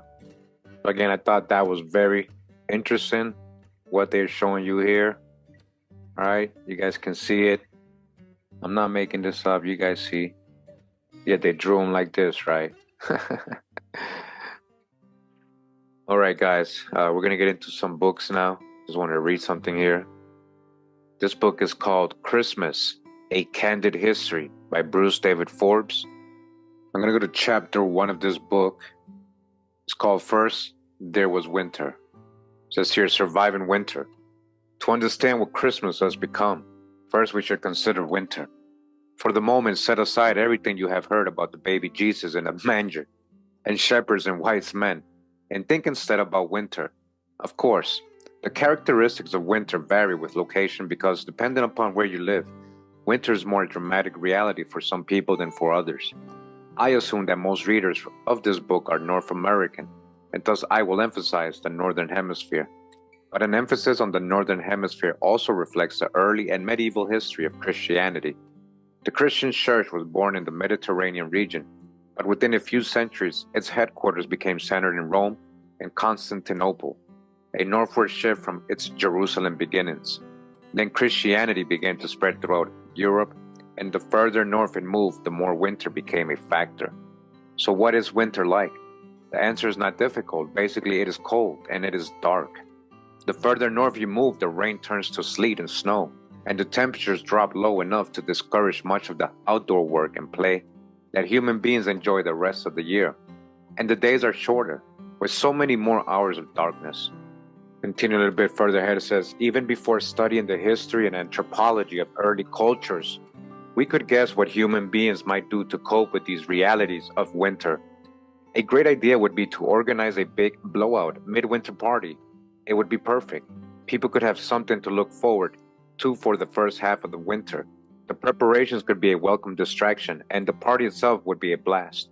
Then, once it was over, the remainder of winter would be that much shorter, until spring finally brought liberation from the cold and darkness. Now he says all this is not just speculation. This kind of midwinter celebration is indeed what human beings did throughout Europe and many different cultures before Christianity, and we will look at two specific examples in a moment. Mulling over the common sense appeal of midwinter celebrations, as sketched out here, many persons today are surprised to realize that much of what they love about the Christmas season is not really Christmas at all. We love the lights, the evergreen decorations, the music and the food, the chance to get together with family and friends, and the special feeling of warmth that comes with the festivities. Yet all of these features have no necessary connection with a story of a baby Jesus in a manger. Uh-oh, Jesus! Instead, they are the predictable characteristics of midwinter festivities, all right? A lot of these go back to pagan festivities. Yep. This is what it means when some people say that Christmas has pagan roots. In essence, pagan is a word that means non-Christian, or in this case, pre-Christian. So he goes on about the winter festivities. Right here, he has two examples. Shout out to Drop. He brought out a great video about Christmas, showing the Saturnalia part of Christmas, right? Saturn Day, Saturnalia Day, huh? It says here Saturnalia and Yule. Two examples of the resulting winter festivals are the Saturnalia of ancient Rome and Yule, or Yule in Northern Europe.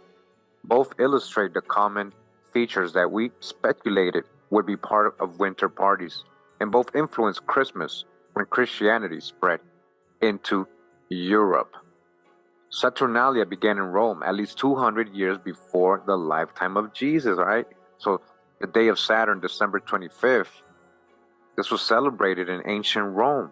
This was a pagan day, a pagan holiday, apparently arising out of some kind of agricultural harvest festival. Theories vary about the origins of the Roman god Saturn, but by the era of Christianity, he was viewed as an agricultural god who, in an earlier golden age, had established a village on the Capitoline Hill, one of the 7 hills of Rome. Legend said that he had taught people how to till the soil and had presided over an era of prosperity, peace, and happiness. All right, this is just like Osiris, how to till the soil, and even the deity Dogon, which is Dagon, which is grain, which is corn, really. It's all the same story. Every December 17th, a sacrifice was offered to Saturn in the Roman Forum, right? Sacrifices. But what mattered most to the general public was the feasting and partying that followed, varying from 3 to 7 days, right? Being merry to partying, getting drunk until December 23rd. Hence, Saturnalia is sometimes a singular term, referring to the overall celebration, or a plural term, referring to the several days. In other words, of the Oxford Classical Dictionary, the Saturnalia were the merriest festival of the year, the best of days, according to Oxford Classical Dictionary. I dodged a hijack. No one worked during this period, except those whose help was needed to provide food for the lavish feast. Friends visited each other from home to home and also joined in boisterous street processions. Houses, great halls, and streets were decorated with laurel, green trees, and shrubs, all right? This is ancient Rome. Listen to this. Illuminated by candles and lamps. Major bonfires were lit at high ground where many citizens could see them. People exchanged small gifts, such as wax candles, wax fruit, and clay dolls. The two major themes of the idealized Saturnalian Golden Age were abundance and equality. In this era of joy and plenty, people lived together in harmony and shared equally in the earth's bounty. In real life, people of Rome were treated very differently, depending on whether they were part of the nobility or artisans or slaves. But in the few days of the annual Saturnalia celebration, everyone was to be treated equally. Lucian of Samosata, a Greek commentator on Roman culture and society, wrote a dialogue between Saturn, also called Kronos, and his priests, and the conversation included rules of the Saturnalia. During the celebration, Saturn proclaimed, "Let every man be treated equal, slave and freeman, poor and rich," and also directed that no one may be ill-tempered or cross or threaten anybody. When it came to banquets, the guidelines included, each man shall take the couch where he happens to be. Rank, family, or wealth shall have little influence on privileges, that is, on a man's place at table. All shall drink the same wine, and neither stomach trouble nor headache shall give the rich man an excuse for being the only one to drink the better quality. All shall have their meat on equal terms. The waiter shall not show favor to anyone. Neither are large portions to be placed before one and tiny ones before another, nor a ham for one of a pig's jaw for another. All must be treated equally, all right? Everybody can have some swine. When a rich man gives a banquet to his servants, his friends shall aid him in waiting on them. So we continue a little bit ahead. It says, as some descriptions have hinted already, the Saturnalia gained a reputation for wanton behavior, with excessive drinking, gambling, and other unrestrained activities, all right? They're not telling you everything here. It gets pretty bad.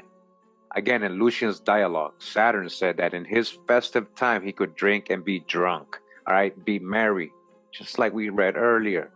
Shout, play games and dice, appointing masters of the revels, feast the servants, sink stark naked, clap and shake, and sometimes even get pushed headfirst into cold water with my face smeared with soot. Clearly, he was describing the behavior of the crowds, not himself alone. If you look up Saturnalia in an English language dictionary today, one of the definitions will be something like an unrestrained, often licentious celebration, orgy. All right, you hear that? This is what's going on in Saturnalia, right? December 25th, ancient Rome. And sacrifices, along with their drinking and being merry, associated with excess and extravagance. Thus, the Roman Saturnalia serves as the first example of winter festival that existed prior to Christianity, and it fits many of our general expectations: light from candles and fires, greenery, feasting, gifts, and social gatherings, all in mid-December. In addition, the Saturnalia included customs of social immersion that might not always be expected in winter festivals, but they set a precedent whose echoes arose later in European Christmas celebrations. A second example is Yule, or Jule, the Scandinavian equivalent in Northern Europe, all right? This is another one right here, very famous. Geographically, it involves the Teutonic people in what we now call Northern Germany, Scandinavia, all right? Germans again, and the British Isles. Now we got into the British Isles, right? And English people. Here, our information about pre-Christian practices is especially sketchy because in some regions, Christian missionaries were busy transcribing the native languages as best they could, thus introducing literacy. In those situations, all of the written records would be post-Christian, and thus potentially influenced by Christianity. To describe cultural practices, before the introduction of Christianity, scholars have built theories on the basis of artifacts and surviving customs. And, as I said before, guesswork. These days, people assume that Yule is simply another name for Christmas, and many dictionaries define the terms that way, the feast of the nativity of Jesus Christ. So he's pointing out that has nothing to do with Yule. However, the terms Yule and Yule clearly existed in the region before Christianity arrived, associated with winter activities of some sort. Although scholars are not exactly sure what the words meant, one theory argues for wheel, referring to the cycle of the year, and another theory claims sacrifice or feast, referring to religious animal sacrifices and or winter banquets and celebrations. Only later did the words Yule or Yule become associated with Christmas, the imported winter festival. Turning to Old Norse customs as an example of Northern European practices, we find Yule festivities in early winter, at the conclusion of the slaughter of livestock and the brewing of ale, with the feasting and drinking that would naturally follow. The celebrations were probably mixed with animal sacrifices and other religious observances to encourage fertility in the coming year.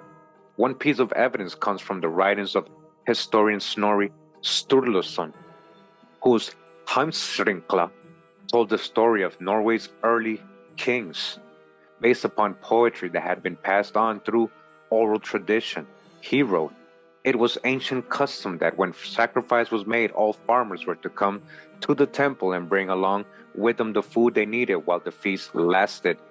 At this feast, all were to take part in the drinking of ale. Also, all kinds of livestock were killed in connection with it." As additional evidence, the oldest Christian laws enacted in Norway included a ban on animal sacrifice, which suggests that animal sacrifice was a common Viking practice prior to Christianity. With a number of variant theories from scholars, what most researchers do agree upon is that ritual beer drinking featured prominently, getting drunk, in the Vikings' festivities. When Snorri Sturluson quoted a poem about Harald Fairhair, the king who united Norway into a single realm, the two key words state that Harald intended to drink Yule, even when he was away from Norway. It is an interesting phrase. If someone said they were going to drink Christmas, we would assume that drinking was a key part of their celebration. And we can assume the same thing in the case of the Viking Yule. The drinking may even have had religious connections. Kathleen Stoker, an American scholar of Norwegian folklore and language, reports a belief that the celebrants who ritually passed the drinking horn from mouth to mouth saw an ecstatic connection with each other and with the gods. It is likely that the Viking Yule also involved ancestor worship, beliefs about the return of the dead, and ghost stories. To understand a possible connection, imagine yourself huddled in a cabin in the far north as a blizzard rages outside, accompanied by howling winds and strange sounds. It might seem as if creatures or spirits were riding across the sky. Folklore from many areas of Europe provided different stories that would explain the sounds in what became known as the Wild Hunt, Asgardrid, Asgard's Ride, Gabriel's Hounds, and other names. In Norway, it was the Gandrid, or Spirits' Ride, in which spirits of those who had died in the preceding year, an army of the dead, roared through the night. In many cases in Northern Europe, the Wild Hunt was led by Odin, Wotan, in Germany, And this basically goes back into Father Christmas and eventually Saint Nicholas, This is why I want to read this to you guys. This is another part of Christmas, that a lot of people don't know. And again, it involves, as you're saying, this wild hunt, this famous wild hunt, which involves and led by Odin, or Wotan in Germany, that's what he was called, a somewhat frightening one-eyed god with white hair and a beard who rode a flying 8-legged horse. In the last century, scholars have argued that beliefs about the wild hunt were so similar throughout Northern Europe that they must have resulted not simply from frightening winter weather, but also from the spread of secret religious societies, centered on the mythology of Odin. This attention to the spirits of the dead also made Yule a natural time for ghost stories, a common practice in the season of the year that was dominated by darkness and leisure. It makes me think of camping as a child, sitting around a fire at night and telling scary stories. Viking winter oral traditions contain just such tales. At a later time in England, even Charles Dickens' Christmas Carol is essentially a ghost story. Are you guys here? The influence. One further feature of the Yule observances was fire. Bonfires and candles not only brought light but were also believed to keep evil spirits away or to warm the spirits of the dead. Best known today in the Yule log, a practice that probably predated the introduction of Christianity. Families and communities selected huge logs that could burn in a fireplace for days, and charred remains of the previous year's log were used to ignite the new one. In addition, evergreen branches may have been hung on doorposts and around windows in the hope that their prickly needles would also ward off evil spirits. Okay, listen to this. So this was Yule or Jule E.O. James, a scholar of seasonal celebrations, summarized Yule this way. As winter began and cattle were slaughtered in northern Europe, a great banquet was held on the fresh meat, accompanied with fire rites and the usual expression of autumnal rejoicings, coupled with the placation of the dead and the ancestral spirits. And yes, ritual drinking was included. As in the case of the Saturnalia, once again we notice predictable features of winter parties, including light, greenery, feasts, and social gatherings. When a birthday celebration for Jesus finally got started and then moved into Europe, it encountered and eventually mingled with already well-established traditions like the Saturnalia and Yule. Keep all of this in mind as background to understand the development of Christmas. All right, we're going to keep reading. I hope you guys enjoying so far. We're going to belly flop to chapter 4 of this book. Again, we are reading Christmas, A Candid History by Bruce David Forbes from 2007. All right, so I just wanted to go over some information regarding Christmas. Again, I told you the main point of this is the origins of Santa Claus, right? And so we're going to continue with the video here in chapter 4, talking about the original saint here, as it says. Saint Nicholas probably was a real person, but we know very little else about him. Nevertheless, he has become the most beloved non-biblical saint in the history of Christianity, with endless stories and images clustered around him, stirring widespread popular devotion. As Saint Nicholas rolled through the centuries into Europe, to America, and elsewhere in the world, changing shape and characteristics along the way, he offers an ideal case study of the snowball process at work. The Catholic Encyclopedia begins its entry about Nicholas succinctly, summing up our minimal historical knowledge. Though he is one of the most popular saints in the Greek as well as the Latin Church, there is scarcely anything historically certain about him except that he was Bishop of Myra in the 4th century. Some of the main points in his legends are as follows. He was born in Patara, a city in Lycia, in Asia Minor. In his youth, he made a pilgrimage to Egypt and Palestine. All right, Egypt. Where's ancient Egypt, huh? To marry. Shortly after his return, he became Bishop of Myra, cast into prison during the persecution of Diocletian. He was released after the accession of Constantine and was present at the Council of Nicaea. You hear that? Where they created Christianity. In 1087, Italian merchants stole his body at Myra, bringing it to Bari in Italy. All right, so that was from the Catholic Encyclopedia. Continuing, it says, notice that except for the general time period, the 4th century, and his location, Bishop of Myra, in what is now Turkey, the encyclopedia article describes all of the rest as a legend. The other information is consistent with the standard outline of Nicholas' life story, but history and legend have become so intertwined that it is virtually impossible now to tell which is which. For that reason, a papal decree in 1969 revised the Catholic liturgical calendar and demoted the feast days of 92 saints from universal to optional. And one of the affected saints was Nicholas.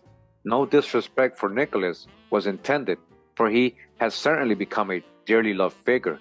It was simply that so little about him can be verified historically. A few voices have even wondered if Nicholas ever existed at all. but such substantial attention was given to Nicholas within a century or two of his lifetime. Bishops and popes adopting the name Nicholas, Roman emperors building significant churches in his name. It seems more plausible that all of this hoopla was based upon at least some minimal historical nuggets. What is particularly fascinating in the collection of tales that have swirled around Nicholas, the best known is about a poor widower who feared for the future of his three daughters because he could not provide dowries for them. The daughters would probably not find husbands and they would be sold into slavery or worse. All right, remember prostitution. Nicholas was the only child of prosperous parents and he was determined to distribute his wealth to those in need. Nicholas learned of the family plies, and one evening when everyone else was asleep, he dropped a bag of gold through a window of their home, allowing the widower's oldest daughter to marry. Other versions say that he dropped the bags down a chimney, which may reflect more recent influences. And yet another version, one of the bags just happened to land in a stocking that a daughter had washed and hung on a mantle to dry. When Nicholas delivered the third bag, the father was waiting, eager to learn who his benefactor was. Nicholas swore the father to secrecy, saying that thanks should go to God alone. Over the years, images of Nicholas sometimes show him holding 3 gold bags in his hand, representing 3 bags of gold. And one tradition claims that the symbol of the 3 balls used to designate pawn shops comes from the Nicholas legend. As it says here, the miraculous tales go on, telling of incidents supposedly during Nicholas' life and also long after his death. For example, it is said that even as an infant, Nicholas demonstrated his holiness by refusing to breastfeed on Wednesdays and Fridays, because these were the traditional days of fasting. 700 or 800 years later, Crusaders claimed to have been freed from prisons, restored to health, and blessed with visions when they prayed to St. Nicholas. Yet from the few examples we already can discern emerging themes. Nicholas cared for children and young people, and he was generous, a gift giver. In addition, Nicholas watched over seafarers. Who's the seafarers? Remember, with several stories told about him that sound remarkably like activities previously attributed to Poseidon or Neptune. All right, adding their pagan stuff to him. Because seafarers were both travelers and merchants. Who's the merchants? So-called Dutch.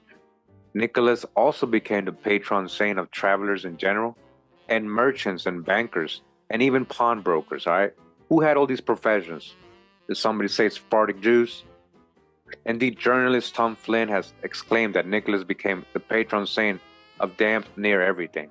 In their book on Saint Nicholas, Joe Wheeler and Jim Rosenthal make a similar claim, noting that Nicholas becomes in all things to all people, as each age reinvents him.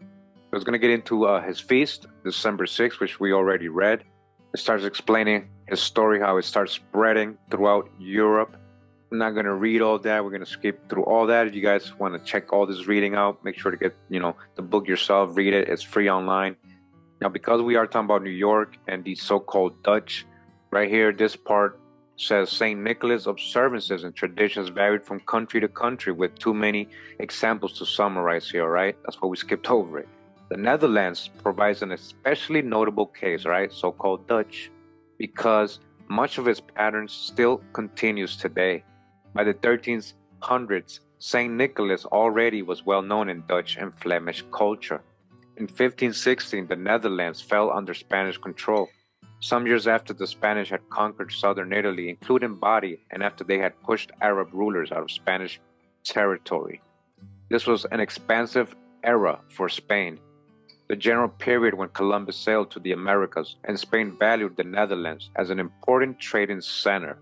Spain also exerted considerable influence on Dutch Catholic Church, supplying most of the church administrators and bishops. In that context, Spain became part of Dutch lore surrounding Sinterklaas, Saint Nicholas, all right? The Spanish, who's the Spanish? And the Dutch, same people a lot of the time. Remember who is the Dutch that went up there? Where were these Sephardic and Moorish people coming from before they went to Amsterdam? According to legend, Sinterklaas spent most of the year in Spain, keeping track of the behavior of the Dutch children from afar and preparing for his annual visit to the Netherlands. With Arab influence remaining among the Spanish population, Sinterklaas had a Moorish assistant named Zwarte Piet, or Black Peter, An orphan who was pictured at times wearing a turban and a golden earring, all right? Dodge the hijack. It's not always an orphan.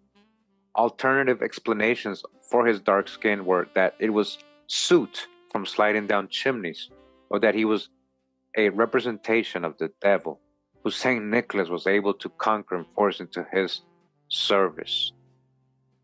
All right, so we can dodge the hijack because they even give him the woolly hair.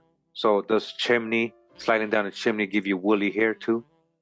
And didn't they call American Indians the devils? Yep. So dodge the hijack, that's what I'm telling you. Dodge the hijack. So either way, he's under the service of St. Nick, right? In annual observances over the years, Zwarte Piet was portrayed by a person in blackface. And today, some cultural commentators have criticized the legends and representations of Black Peter for racial stereotyping. Each year, 2 or 3 weeks before St. Nicholas Day, Sinterklaas and Zwarte Piet would arrive in Amsterdam by ship from Spain. Dressed as medieval bishop, Sinterklaas examined the children and sometimes the adults to see if they had behaved well, and he distributed token gifts to those who had. Black Peter provided playful comic relief and helped distribute gifts, but he also was the one assigned to deal with bad children, leaving a switch or, worse, carrying the misbehaving children away in his bag, all right? They'd be taken into slavery by the Moors, right? That's where the story's coming from. In the evening, Sinterklaas rode a white horse over the rooftops, leaving small gifts and wooden shoes children had placed on the step or by the fireplace. With modern adaptations, much of this pattern remains the same in the Netherlands today. Still, at the beginning of December, weeks prior to Christmas, this Dutch version of St. Nicholas observances is a striking example of the snowball picking up traditions over time, starting with St. Nicholas lore, adding remnants of the Arab presence in Spain, remnants of Spanish control of the Netherlands, a flying white horse perhaps derived from the Germanic Nordic Odin, and Dutch clogs to receive presents, all rolled together. St. Nicholas met resistance in Europe for the century of the Protestant Reformation, the 1500s. One of the basic principles of the Protestant reformers was the priesthood of all believers, declaring that each Christian had direct access to God, making mediators unnecessary. Thus, in order to pray to God or receive God's grace, Christians did not have to rely on priests or the Virgin Mary or saints. In the lands that became Protestant, which was most of the northern half of Europe, many leaders were willing to continue Christmas observances, but they opposed devotion to saints as an unworthy Catholic remnant. Of course, that included St. Nicholas. Some leaders wanted to totally eliminate any belief and practices about St. Nicholas, but others, especially in Germany, proposed a substitution. Instead of having St. Nicholas come to visit the children on the evening on December 5th, why not have the Christ child do the visiting and change the date to Christmas Eve? You hear this? In that way, everything associated with St. Nicholas Day would be wiped away. The focus would turn to the Christ child and Christmas, and any gift given to keep the children happy would be in a much more spiritual context. Judging by the results, it was a disastrous idea. Oh man, it was a disastrous idea to add baby Jesus. The first problem with a visit from the Christ child rather than St. Nicholas was that it moved the emphasis on gifts from early December directly to the eve and day of Christmas, and many people now complain that gift giving has overwhelmed the spiritual meaning of Christmas. We will return to that issue more than once. The second problem was that the Christ child, sometimes portrayed by a little girl in a white dress or never seen at all, generated little excitement from children and families. And soon the Christ child was making the rounds with St. Nicholas or a replacement figure. In German, the child was known as the Christkindl, which later mutated in English to Kris Kringle, right? That's where you get Kris Kringle. It has nothing to do with St. Nicholas. And in the United States, eventually and ironically became yet another name for Santa Claus.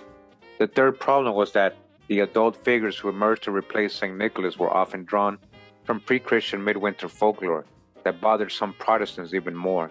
In the words of one Christian commentator, turning away from St. Nicholas unleashed a host of semi-pagan pseudo-St. Nicholases. Instead of making the observance of Christmas more sacred, the reverse occurred. A bewildering array of characters emerged either as replacements for St. Nicholas, or as his assistants, or as threatening counterparts who frightened children Stand-ins for Nicholas himself included Wishnashman, Christmas Man in Germany, Old Man Winter in Finland, and Father Christmas in England. Sinterklaas held on tenaciously in the Netherlands, deflecting all substitutes. Other sometimes frightening winter visitors carried over from pre-Christian times included the witch-like Befana in Italy, and both Neck Ruprecht and Berchta in German lands. All right, we went over those earlier. So you get all those characters, right? And you roll them into one. And as it says here comes Santa Claus. Within a century of the Protestant Reformation and its turmoil, Europeans began to establish colonies on the eastern shores of North America. A glimmer of St. Nicholas' memory slipped across the waters along with the colonists, and the new setting would produce a mutation that overwhelmed all that came before. It was in the United States, particularly New York, that St. Nicholas became Santa Claus. Although the development of any tradition is the result of many influences, one way to describe the emergence of Santa Claus is to chart the cumulative additions and transformations by 6 notable contributors. All right, here we go. John Pintard, right, the Huguenot, right? Who are the Huguenots? Let's not forget. His boy, Washington Irving. Remember, he knew him, and he also knew Clement Clark Moore, the guy who wrote the poem. It was the night before Christmas, all right? They're saying perhaps Henry Livingston, because he's trying to take the credit. There's a whole dispute about that. And Thomas Nast, remember, he's the German Palatine who started drawing Santa Claus. We get the first images of Santa Claus from him. Francis Church and Haddon Sundblom, all right? These are the people responsible. These are the contributors for the Santa Claus you see today. To return to the snowball image we have been using, these 6 persons each had a turn at pushing the snowball along, adding new features in the process. For background, remember the mixed attitudes toward Christmas and the American colonies discussed in the last chapter. While the Puritans and several other English-speaking denominations discouraged Christmas, other colonial Christians, such as the Dutch and the Germans, continued to celebrate it more fully. Thus, we might expect that early developments in American transformation of St. Nicholas would come from a region colonized by the Dutch or the Germans. And indeed, that is what happened. The first 5 persons in the list were from New York, begun as New Amsterdam, and even more, the first 3 were members of the very same organization, the New York Historical Society. All right, so they start out with John Pintard here, remember, the Huguenot. Now it says here, the first person to push the snowball was John Pintard, a merchant who was the merchant and philanthropist who lived most of his life in New York City and was involved in numerous civic projects. He was the founder of New York's first savings bank, founder of the American Bible Society, secretary of the American Academy of Fine Arts. Remember, this is a Huguenot. Who's the Huguenots? Moors. And secretary of the New York Chamber of Commerce. He agitated for a free public school system, was involved in the movement to build the Erie Canal, and worked to establish Washington's birthday, the 4th of July, and Columbus Day as a national holidays. This is a Huguenot. In addition to all of these other activities, in November 1804, Pintard gathered 11 prominent New York leaders, including Mayor DeWitt Clinton, for a preliminary meeting to organize the New York Historical Society. And when the group elected officers in 1805, Pintard was its first secretary. Members of the New York Historical Society were not necessarily Dutch, but the early heritage of their city obviously was. And from the society's beginning, Pintard saw St. Nicholas as a symbol of those Dutch roots. I remember Pintard was French Huguenot, that's why they're saying this. But it's the same people who eventually became known as Dutch. At the society's annual banquet in January 1809, Dr. David Hosack gave this toast: "To the memory of St. Nicholas, may the virtuous habits and simple manners of our Dutch ancestors be not lost in the luxuries and refinements of the present time." Under Pintard's leadership, the New York Historical Society began an annual St. Nicholas Day dinner on December 6, 1810, and for the occasion, Pintard commissioned a woodcut illustration of Nicholas, clothed in a bishop's robes. The St. Nicholas snowball began to roll. Washington Irving, interestingly, at the same 1809 banquet, Pintard's brother-in-law, none other than Washington Irving, listen to this, that's his brother-in-law, was nominated for membership in the New York Historical Society, and his influence regarding Nicholas would become more significant than Pintard's. In the words of historian Stephen Nissenbaum, if it was John Pintard who introduced the figure of St. Nicholas, it was Washington Irving who popularized it. Called the first internationally known American author, at least of fiction, Washington Irving is best known among most Americans for his stories Rip Van Winkle and The Legend of Sleepy Hollow. Irving's publications were voluminous, and one that contributed to the Nicholas tradition was a satirical history of New York, intended as a parody of The Picture of New York by Samuel Latham Mitchell, a volume that Irving found pretentious. Irving wrote the epic under the pseudonym Diedrich Knickerbocker when he was only 24, and the title itself in its long version should alert readers to its whimsical nature. The name Knickerbocker refers to knickers, short pants gathered at the knee, worn by the Dutch. Because of the fame of Irving's pseudonym, Knickerbocker became a nickname for residents of the city and the state of New York, which in turn led much later to the name for the professional basketball team, the New York Knicks. All right, you see where that comes from? Clement Moore, or Henry Livingston, the third step in the development of an American Santa Claus, came with the famous and incredibly influential poem popularly called The Night Before Christmas, first published anonymously in the Troy, New York Sentinel in 1823. The generally accepted author is Clement Clark Moore, who was yet another member of the New York Historical Society, a personal acquaintance of both Pintard and Irving, and part of the New York's elite. His mother's family, the Clarks, owned a large country estate called Chelsea that Clement Moore inherited, covering the area still identified as the Chelsea District in Manhattan, north of Greenwich Village. It is difficult now to imagine Manhattan without unending skyscrapers, but in Moore's time, most settlements was in the southern part of the island, and the Chelsea estate was basically out in the country. Then again, we got Thomas Nast, another person. Three more key persons helped out the finishing touches on the modern Santa Claus. One was yet another New Yorker, Thomas Nast, who was born in Germany, remember Palatine, but immigrated with his family to America. And that's why Benjamin Franklin was complaining, all these German immigrants. Nast became a prominent cartoonist and illustrator, working as the head cartoonist at Harper's Weekly for 30 years. He invented both the Republican elephant and the Democratic donkey as political party emblems, and he had a role in developing the symbol of Uncle Sam. Even with those notable contributions, the drawings that established his greatest legacy were of Santa Claus. As drawn by Nast, Santa's jolly face, full beard, and white belt around his rotund waist established an image that endures to this day, bringing life to the character described in The Night Before Christmas. Santa's height would vary in Nast's illustrations, but he still tended to be short. The outfit that Nast gave Santa was a little different from our modern image, with a fur hat rather than a stocking cap, and clothes dressed all in fur from his head to his foot that looked like very itchy long underwear. Nast returned to the subject of Santa year after year in Harper's, and the content of his drawings added many other lasting features to the Santa mythology. A North Pole headquarters, Santa as a toy maker in his North Pole workshop, elves as Santa's assistants, Santa receiving letters from children, Santa's giant ledgers to record children's names, snacks left in homes on Christmas Eve for Santa. All right, that was all the creation of Thomas Nast. A picture is worth 1,000 words, they say. Through his illustrations, Nast substantially expanded the lore about Santa.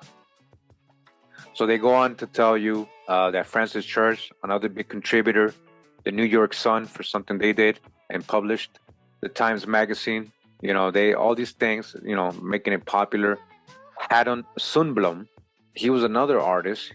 He was actually the one, as it says here, his best known art was created for an additional client, Coca-Cola. The Coca-Cola company hired a number of prominent illustrators for its advertising, including Norman Rockwell and N.C. Wyeth, but Sundblom became the artist the company relied upon, most painting scenes portraying Coca-Cola in many settings, from beaches to soda fountains. From 1931 to 64, he produced at least one Coca-Cola Santa Claus painting every year, And between 1944 and 1953, there were 2 or 3 Santa paintings annually. This advertising initiative made sense if an association of Coca-Cola with Santa Claus could boost winter seasonal sales. The company would be that much more successful. Also, building an association with a red and white Santa was ideal for a soft drink whose emblematic colors were, come to think of it, red and white. By 1940, the Coca-Cola Company was, in its own words, the outstanding poster, billboard, advertiser in the country, ensuring massive exposure for the yearly Santa, who also appeared in a blizzard of magazine ads and other media. As it says here, he made a familiar image even more likable and widespread. The overwhelming ubiquity of these advertisements ensured that no rival version of Santa could emerge in the North American consciousness. All right, they made sure the wild man and all the evil stuff went away. So you guys kind of see the history of Santa Claus, how it was created. And when I first ran into the information that, you know, John Pintard, these Huguenots and these German Palatines were the ones influencing, you know, helping create modern day Santa, I just thought it was amazing. Like, wow, Huguenot, right? Oh, here we go again, another Huguenot. I have his family tree here, his genealogy. He's like 100% Huguenot. He comes from the Canon Huguenot family and the Legrand Huguenot family. The Pintards were Huguenots. You can't even find Pintard as a like real last name, like history wise. It might go back to Pinto or La Pinta, Italian, Spanish names. When I saw La Pinta, as it says here, I thought it was interesting that it says the surname La Pinta is a name for a person with a speckled or dark complexion, right? And you see the crescent moon here, La Pinta. Then you got Pinta, right? Pinta, Italian, Spain. And again, it's the same family. You see the crest is the same. And again, the surname Pinta is named for a person with speckled or dark complexion, all right? Pinta. So Pintard, right? Pinta. Remember that the Spanish Moors, Sephardic Jews, ended up in southern France, and they became known as Huguenots. So a lot of the family names were changed, right? Because I'm going to show you right now, because when I look for a Pintard, as you guys can see, it's, oops, this name was not found. It doesn't exist. Huguenots, huh? Who's the Huguenots? The Pintas. I could actually make a whole video about this genealogy right here. It's very interesting. I just wanted to emphasize the first person that came and brought the family name to the Americas was Antoine or Anthony Pintard. You're going to read a lot about that if you study John Pintard. As it says here in Wikipedia, he was a descendant of Antoine Pintard, a Huguenot from La Rochelle, France. A Huguenot dodged the hijack with the whitewashing. There's a lot of sources here about him, actually. As you guys can see, Huguenot, it's part of history. Just want to go into some historic books real quick. It says here, History of the City of New York, Its Origin, Rise, and Progress. This is from 1877, written by Martha J. Lamb. Page 506, it says here, John Pintard, the acknowledged founder of this time-honored institution at the time of the New York Historical Society, was an animated, cheerful, energetic man of 45, a New Yorker by birth, a Huguenot by descent, all right, a Huguenot, who was at a youth in Princeton College, had enjoyed the special friendship of Dr. Witherspoon and formed a wide circle of learned and distinguished friends, all right, he got connected. This right here is the book History of the Huguenot Emigration to America by Charles Washington Byrd from 1885. There's a part of the book here where it talks about the large migrations of the refugee Huguenots in the Antilles or Caribbean islands, such as St. Christopher, Guadeloupe, and Martinique. The Protestants of France found comparatively safe retreat during the 50 years preceding the revocation of the Edict of Nantes, all right? Who's in these islands? Huguenots. These are black folks.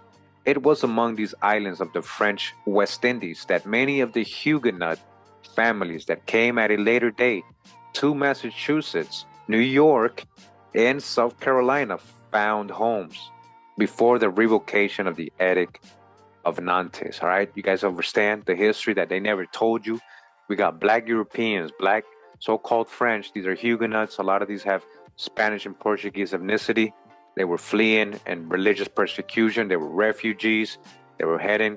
A lot of them had a lot of skills. They were merchants. They were trying to make money and survive in the Caribbean, and the islands. Again, these are black folks who eventually ended up in Massachusetts, New York, and South Carolina.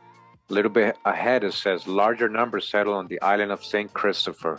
Here, as early as the year 1670, were the Allairs, the Pintards, the Marians, the Lecontes, the Leomedios, and many others whose names have become familiar to American ears or have suffered changes that make them difficult to recognize. Some of these families appear to have remained in the French islands for more than a single generation. Again, the Pintards landed where? In St. Christopher.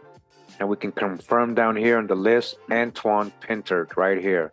So Antoine Pintard, again, it was coming from the Caribbean. These Pintard who created Christmas, his family was coming from the Caribbean. These were Huguenots, Moorish Huguenots. And again, History of the Conquest of Spain by the Arab Moors by Henry Copey, 1892, already told us that it has been asserted that when the Moors were driven out, thousands took refuge in the south of France, who afterwards, abhorring the Roman Catholic persecutions, became Huguenots. So again, that's why I tell you to always dodge the hijack with their whitewashing paintings and their little cartoons that look like Beavis and Butthead drawings. I'm not kidding. Look at this, guys. This looks like Beavis and Butthead drawings to me. Like they don't have no real features. These ain't real people. They all have the same hair. They all have that fro. They're supposed to be pale-skinned people, right? But they all have frizzy hair, right? And they look like drawings. They don't have real features like when you see black folks being painted in these Renaissance and these, you know, European colonial times. They have real features, real people. So again, we got a French Huguenot, right?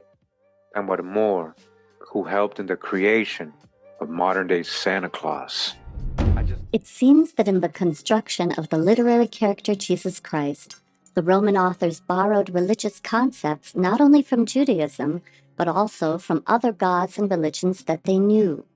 Some scholars have noticed the similarities between the story of Jesus and the ancient pagan mysteries. In ancient mythology, we find this whole strain of thought called solar mythology. Many gods start taking on solar attributes because as agricultural communities become more important, the sun becomes the big focus, the most obvious reasons of planting and harvesting. The sun is then personified. So now we have a male sun god. It becomes a religion in many parts of the world.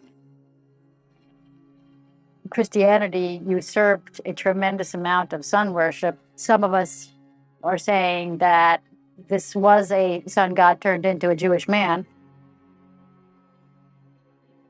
This December 25th birthday was, in fact, the winter solstice. This is really, in fact, the birth of the god of light. December 25th actually is the end of a 3-day period of when the sun stands still. The sun appears to be dying as the days become shorter, and the sun is reborn at that point. Across the ancient world, there was this form of experiential and philosophical spirituality in these mystery cults or mystery schools. And at the center of these schools, you would find a mythos, which was an initiatory myth, a symbolic myth, which would help people who were going through the initiatory process come to this spiritual awakening, this knowledge, this what they call gnosis. And what you see in these myths is the elements that will later become the Jesus story.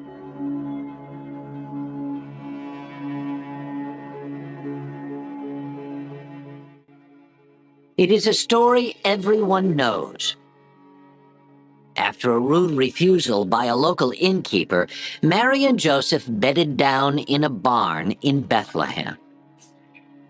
The next day, Mary gave birth to a son, the Son of God. Those are the biblical origins of Christmas. But centuries before Jesus walked the earth, early Europeans were celebrating light and birth in the darkest days of winter.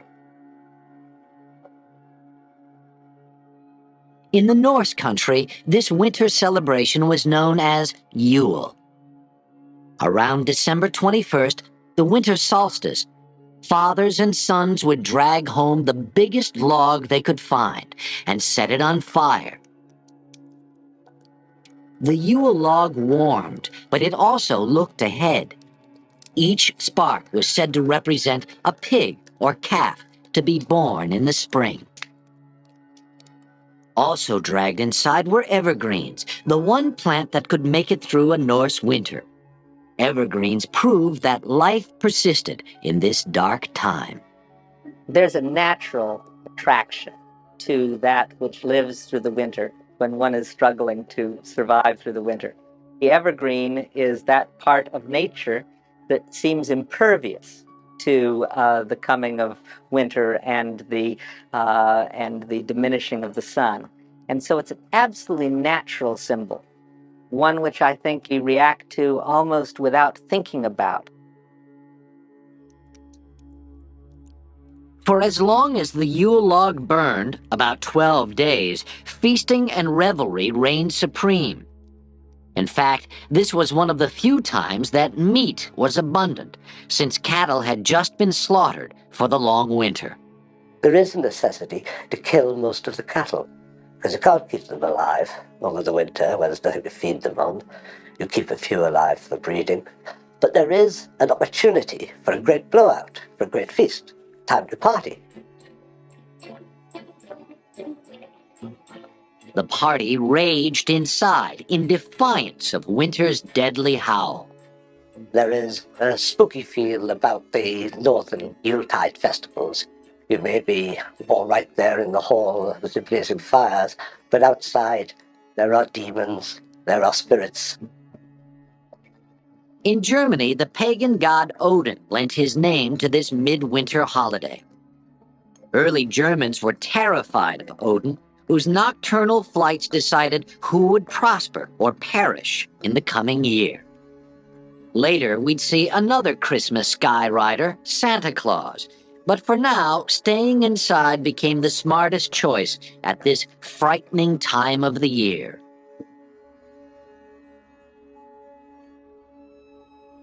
A 1,000 miles away in Rome, winter was less harrowing, but the December festivals were just as elaborate. 1 week before the winter solstice, Romans began celebrating Saturnalia, a month-long orgy of food and drink. Named for the god Saturn, which meant plenty, Rome's established order was turned on its head during this wild, delirious time. The Saturnalia celebrations were certainly times of revelry, of turning the social order upside down, of having the master pretend to be the slave and the slave pretend to be the master, sort of a time out of time in which one could celebrate a kind of disorder in the universe. One of the holiday's important feasts was Juvenalia, which celebrated the children of Rome.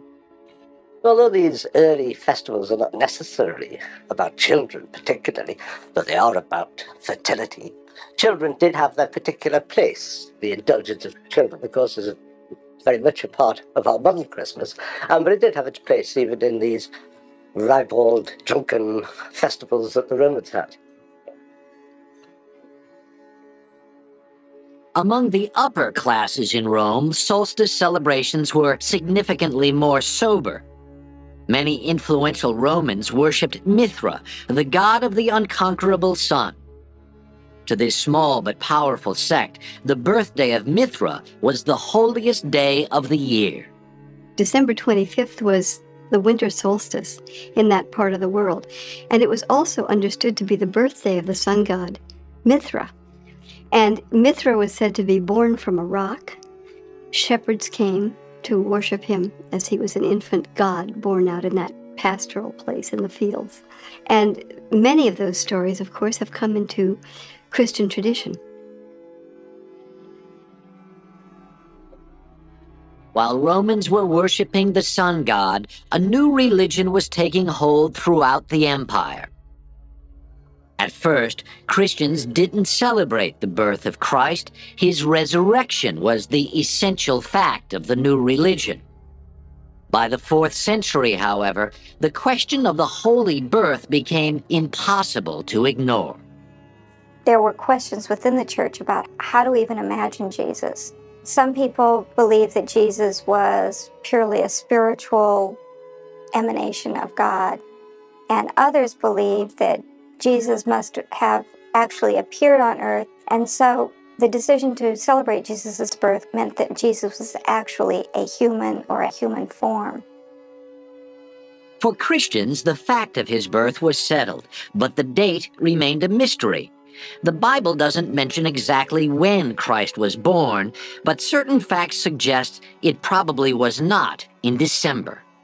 So if you're going to sort through the runes of the scriptures, Jesus was probably born in the spring.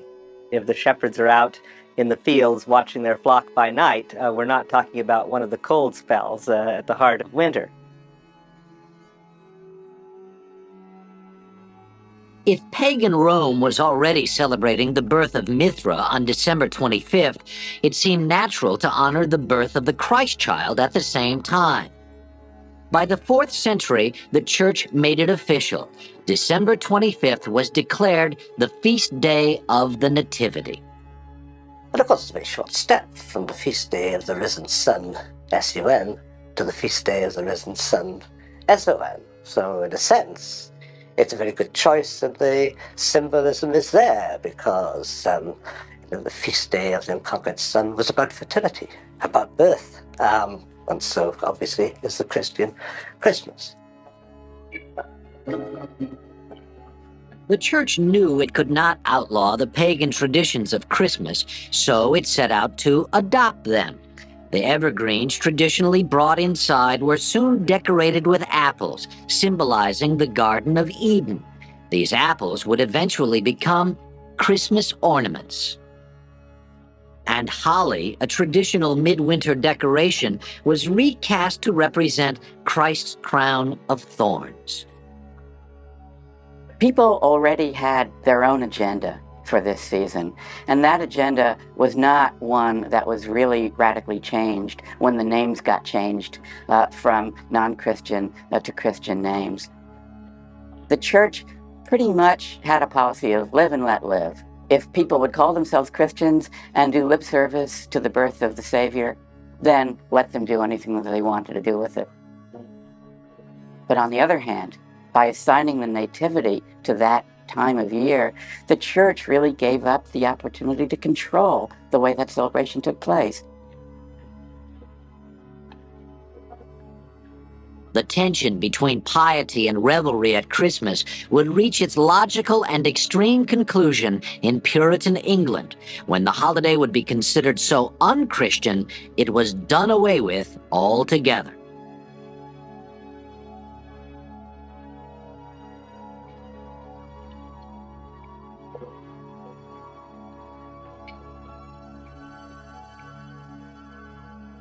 By the Middle Ages, Christianity had largely replaced the old pagan religions of Europe. On December 25th, the faithful were called to Gothic cathedrals like Notre Dame and Salisbury Cathedral in England for Christ's Mass, soon to be called Christmas. But out in the streets, the holiday was still more raucous than religious. If you went to England around Christmas time, anytime before, say, 1800, you'd probably feel pretty ill at ease. You wouldn't think it was Christmas at all. What would you think it was? Maybe Mardi Gras, maybe New Year's Eve, maybe Halloween? Because Christmas in old-time England was really a carnival. The houses of London were littered with brawling, drunken villagers and couples engaged in the most unholy activities. And each Christmas, a beggar or student was temporarily put in charge after being crowned the Lord of Misrule. The rest of the peasantry also got their once-a-year chance to grab power from the ruling classes. They would go around to the houses of the rich, they would bang on the doors and demand entry, and once they were let in, the lord of the manor had to give them the best stuff that he had. He had to give them his best food, he had to give them his best beer, his best of everything. Jolly wassail, it's the new shouting. But if he didn't, they would threaten or actually perform a trick Come butler, come filler. One surviving Christmas song says, if you don't give us what we want, then down will come butler, bowl, and all. If you do throw us a ball of the small, and down to the bottle of all and all, ball and all. Some historians think that it performed the role of a safety valve. You might say that a wealthy man could make up for an entire year of small or large injustices to the poor by giving a generous Christmas handout just once in the year. The rules of Christmas would soon change, however, as a wave of religious reform swept through England in the early 17th century. Led by Oliver Cromwell, the Puritans overthrew the king's forces in 1645 and vowed to rid England of all that was decadent. High on their list was English Christmas, and in 1652 they outlawed it altogether. Shops were ordered to stay open. Churches were forced to stay closed. The Puritans were always, I think, deeply attracted to those things that they were most opposed to. They had a fear that they might have too good of a time. I don't mean to trivialize them, but there was a deep fear that if these things were legalized, they themselves might enjoy them and their souls would be lost. The Puritans may have said good riddance to Christmas, but the people never really stopped celebrating it. The holiday merely went underground. If Christmas pie was illegal, it began to be known as mince pie instead, which was just as delicious. The deeper need for Christmas in the human heart, the need for celebration at a time of darkness, those needs made the battle against Christmas, gave it a few temporary wins, but it couldn't possibly secure a final victory. In 1656, the men of Kent and Canterbury passed a resolution saying that if they could not have their Christmas day, they would have the king back on his throne. They soon got their wish. The monarchy was restored with Charles II, and Christmas was restored with him. It seemed the English could live without a king, but not without Christmas. It has been argued that one reason for the restoration of the monarchy is because by restoring the monarchy, you also restored Christmas, restored the proper English Christmas with its rituals, its traditions, and its carousing. Christmas is brought back, if you like, by popular acclaim.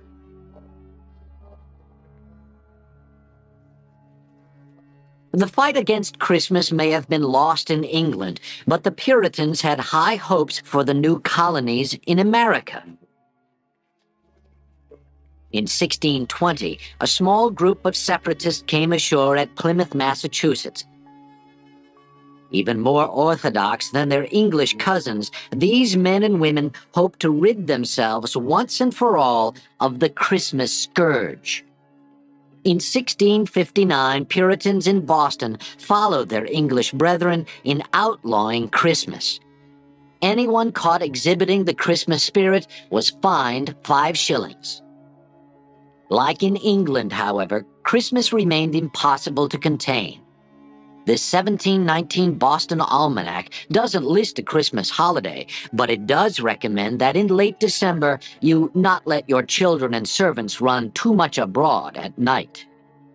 From almost the beginning in Massachusetts, there's evidence that some people practiced Christmas, and that when they did so, it was in fact an opportunity to get drunk. And one of the most interesting little sidelights on this is the finding of historical demographers that there was actually a bulge in conceptions, the conception of children, that took place during Christmas. Not all the colonies had such trouble with Christmas. Captain John Smith, leader of the Jamestown settlement in Virginia, wrote that their first New World Christmas was kept with plenty of good oysters, wild fowl, and good bread. Jamestown settlers were also the first to drink eggnog as a Christmas drink, the nog coming from the word grog, which means any drink made with rum. After independence, however, all things English fell out of favor in America, Christmas included. In fact, on December 25th, 1789, the United States Congress sat in session and continued to stay open on Christmas Day for most of the next 67 years. At the same time, there are people who are writing in their diaries that, isn't it too bad we don't have any holidays? So after the revolution, here is an entire nation that works hard, has forsaken many holidays, has given up many holidays because there were holidays that were mandated by the crown. And it is time to start thinking about how to populate the calendar. As the 19th century dawned, Christmas would be one holiday that would pull the new nation together. But it wouldn't be the carnival Christmas of Old England, nor would it be particularly religious. America would invent its very own Christmas, and in the process, reinvent it for the whole world.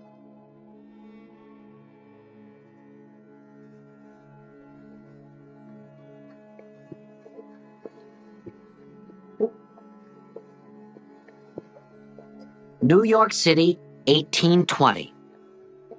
Within the space of a generation, New York had gone from a backwater port town to the center of American commerce. Great wealth came to a few during these years, and moderate livings to the burgeoning middle class. But the Industrial Revolution had also created a class of the unemployed and unconnected, whose very existence threatened the cozy world of New York's middle rung. This was never more clear than at Christmas time. Class conflict was emerging with the earliest stages of industrial capitalism. And so what had previously just had an edge of menace, a little bit of trick, but much more goodwill, much more treat, now changed, and the menace became increasingly obvious and increasingly serious. So that by the 1820s, the Christmas season in cities like New York was really a time of gang rioting, a really very, very nasty scene. So nasty, in fact, that in the year 1828, the New York City Council, for the first time, instituted a professional police force for the city as a direct result of a particularly savage Christmas season riot the year before. New York's upper class was worried. So worried that a few of them set out to change the way the holiday was celebrated. Washington Irving was America's best-selling novelist, and in 1819 he used his expertise to write Bracebridge Hall, an enormously popular series of stories about Christmas at an imaginary English manor house. Here, the classes mingled effortlessly as squires welcomed friendly and grateful peasants into their homes. And in 1843, England's most popular writer, Charles Dickens, Illustrated News published this engraving of the royal family standing by the first Christmas tree most English had ever seen. In just a few years, a decorated fir could be found in nearly every English home at Christmas. Within a few years, if you look at Victorian diaries or letters, people are saying, we had a Christmas tree as is customary, or we had a Christmas tree as we have always had. And of course, they hadn't always had one at all. It's a custom which had started in the 1840s. And by the late 1850s, people believed that the Christmas tree was part of the English Christmas. Americans embraced the Christmas tree just as quickly as the English had. In fact, its connection to the Old World was one of its strongest selling points. For a lot of Americans, these are going to be new holiday traditions, not something their parents observed, especially in the case of the more austere Protestants. So they're looking for a reason for what they're doing. And one of the most convenient reasons they can have is they can say, well, this is the way it's done in Germany, or this is the way it's done in England. All of a sudden, Christmas traditions were popping up everywhere. In 1828, Joel R. Poinsett, America's minister to Mexico, brought back a green and red plant that seemed perfect for the new holiday. And in 1843, the English firm of J.C. Horsley printed the first Christmas card. A newly efficient postal service in England and America helped make Christmas cards an overnight sensation. It seemed as though every vestige of the old Bacchanalian Christmas was gone, but even the Victorians couldn't clean up Christmas completely. Victorians were particularly keen on mistletoe because, of course, you could actually kiss a lady, or a lady could kiss a man, that normally, in the normal course of events, would not be allowed to kiss. So in a society which was fairly strict, one vestige of that licentious Christmas from earlier times is the sprig of mistletoe. No Victorian Christmas gathering was without it.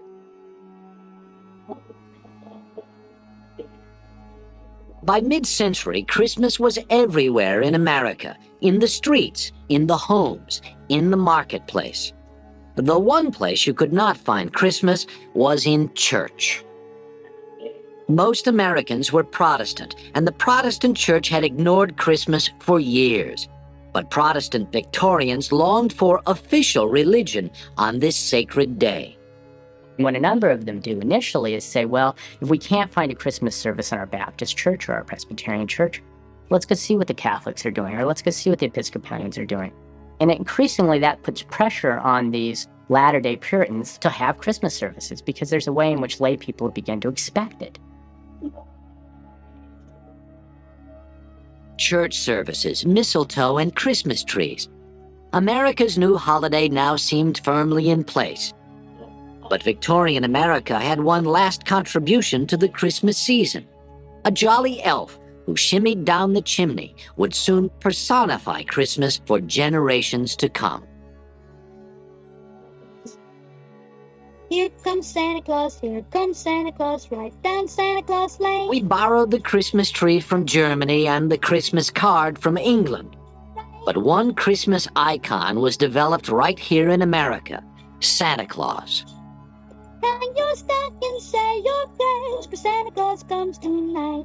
Long before Santa, however, there was Saint Nicholas, a Greek Orthodox bishop who became one of the most popular saints of the Middle Ages. On December 6th, St. Nicholas Day, good children woke to gifts from the kindly saint. Bad children sulked away with nothing. In Holland, he was known as Sinterklaas, and when the Dutch came to this country, they brought tales of their gift-giving Nicholas with them. This quaint custom caught the imagination of Clement Clark Moore, a well-heeled Episcopal minister in New York City. In 1822, Moore wrote a poem for his children about a good-natured saint who came down the chimney on Christmas Eve. 'Twas the night before Christmas, and all through the house not a creature was stirring, not even a mouse. The stockings were hung by the chimney with care, in hopes that St. Nicholas would soon be there. Moore dreamed up Dasher, Dancer, and the rest of the reindeer, along with Santa's entrance through the chimney. But at first he was embarrassed by the poem. He worried it was too frivolous for a man of the church. Clement Moore was a minister. Here a minister, who should be on the other side, is promoting a secular Christmas with reindeer and all the rest of it. But there was no mention in the poem of anything religious. And in fact, that's why he didn't reveal who he was. In the beginning, he didn't reveal the authorship. Moore soon owned up to the poem when it became clear that every child in America was scanning the horizon for reindeer on Christmas Eve. Less clear was what exactly this Santa Claus looked like. At first, Santa came in all shapes and sizes. A pagan sorcerer, a frightening gnome, even a drunkard on a turkey-driven sleigh. Then, in 1863, Thomas Nast, a cartoonist for Harper's Weekly, settled the matter once and for all with his version of the Christmas saint. Nast Santa was rounder and jollier than his austere Catholic cousin. He looked, in fact, like a man of his times, a man who would fit right in with the rotund, bewhiskered robber barons of the late 19th century. But Santa was a robber baron in reverse. Instead of taking from the less fortunate, he gave to the less fortunate. He gave to people regardless of whether they'd done something or not. In other words, he gave to children. Instead of gathering together wealth, he gets rid of wealth, and he does it yearly. A captain of industry with a heart of gold. It's no wonder that by the 1840s, Santa Claus was an irresistible image to America's retailers. Here was a guy who could sell anything at Christmas, but make it seem like you were not buying gifts at all. Santa Claus provided a way for both children and parents to pretend that Christmas presents were not in the realm of the commercial marketplace, that Christmas presents existed in the realm of pure domestic affection. So Santa Claus played a very important role for both parents and children. He took presents out of the realm of commerce.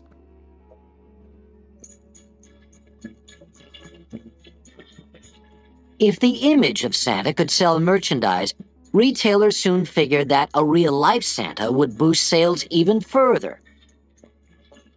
Santa has been showing up in department stores since the mid-1800s.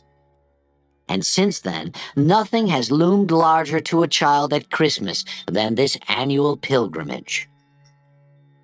If you want to talk to Santa Claus, where do you go? You go to the shopping mall.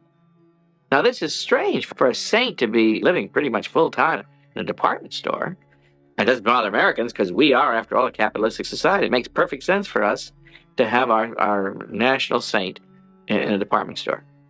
That's commercial sense for us, dollars and cents.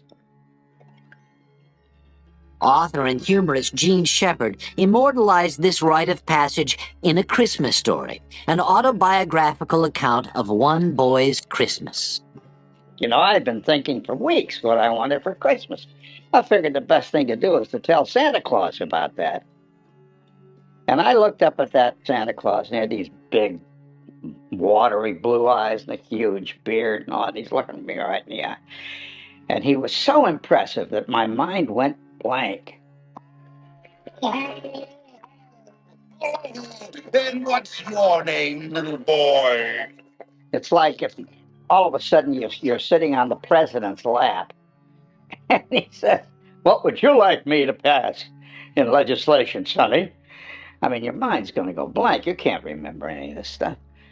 And so at that point, Santa Claus looked at me and he says, "All right, how about a football, kid?" How about a nice football? Football? I wanted a BB gun. So he pushed me off his lap, and this elf grabbed me and threw me down a slide that went down into the snow. And I laid there for a minute, and I knew that I was not a fit person to talk to the great. Santa Claus was obviously a star. A celebrity of this magnitude obviously needed a sidekick. In 1939, Robert May, a copywriter at the Montgomery Ward department store, dashed off a promotional children's book to lure Christmas shoppers into the store. So you have this handicapped sort of child figure helping the benighted parental figure make Christmas possible. Rudolph brought Christmas full circle.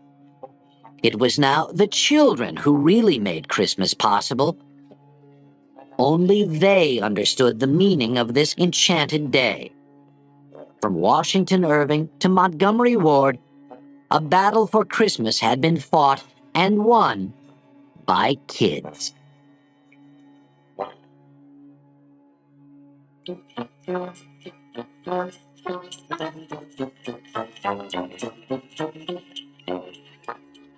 By the 1920s, few vestiges of the carnival Christmas were left in America.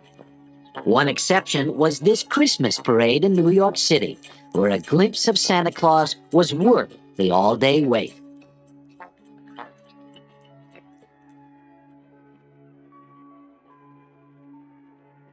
But by the 1950s, Christmas was strictly a family affair, with eggnog by the fire, Bing on the hi-fi, and a load of presents under the tree.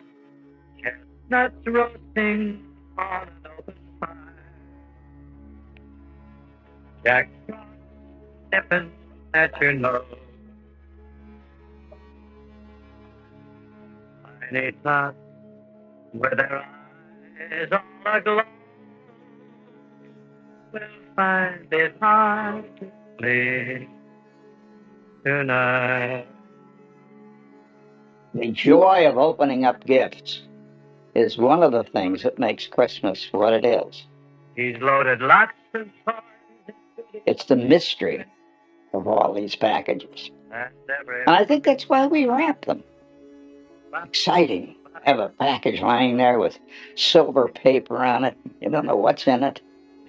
And you open it up, and there it is. It's something that's really great, that you really wanted.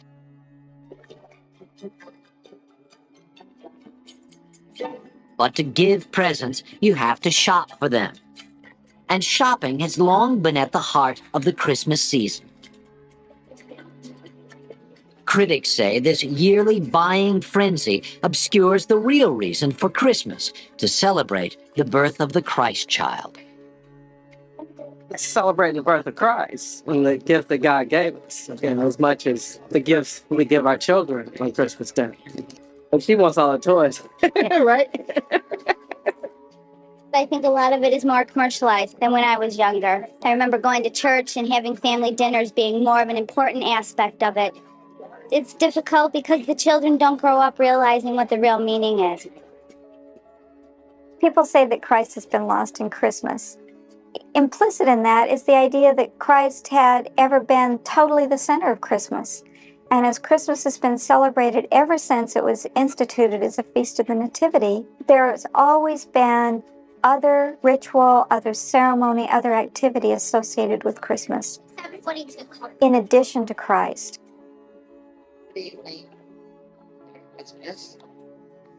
At the All Souls Church in New York City, Christmas Eve services give the secular side of the holiday some stiff competition.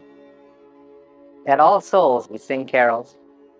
We bring in choir and orchestra who do great music from the Christmas tradition. Certainly today, most churches revel in the celebrations as completely as do the corporate malls. That's not a bad thing. It actually goes back to the sources of this kind of holiday, where we recognize that people have deep needs at this time of year to connect with that which is very important, but also to celebrate.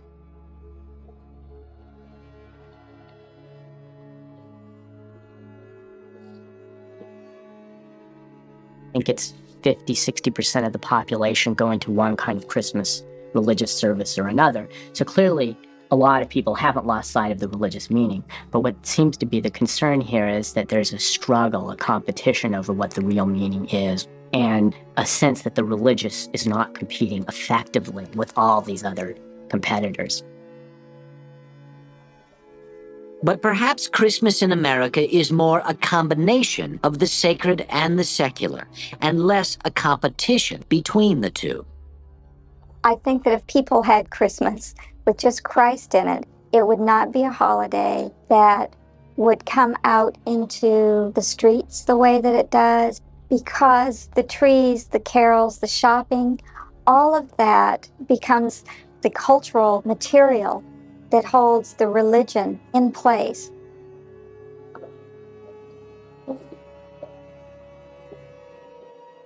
This cultural material is everywhere. Certain songs and movies have become as much a part of Christmas as the tree. Movies such as It's a Wonderful Life, our hunger for them, our delight in them, reflects a deep potential goodness in the human soul. But these are good movies. They have, people do good things and they get rewarded for them. To my big brother George, the richest man in town. Someone might say that this was a trivialization of Christmas. We always reinvent, and every time we reinvent, we think that what we're reinventing is something that has no beginning. You can reinvent Christmas or celebrate it the way your great-grandparents did. The only thing you cannot do is ignore Christmas. To not catch a glimpse of a Christmas tree or hear a note of jingle bells would be nearly impossible. And since 98% of Americans celebrate Christmas in some form, it looks like that won't change for quite some time. You see, it gives you a kind of sense of belonging. You are who you are because of the way you celebrate Christmas, in part. I mean, if you're celebrating an Armenian Christmas or an Italian Christmas, whatever it is, whatever your group is, if you celebrate Christmas the same way every year, there's a sense of continuity here. And the new children are brought in and, in fact, are socialized by saying, well, no, this is how we celebrate Christmas in our own family.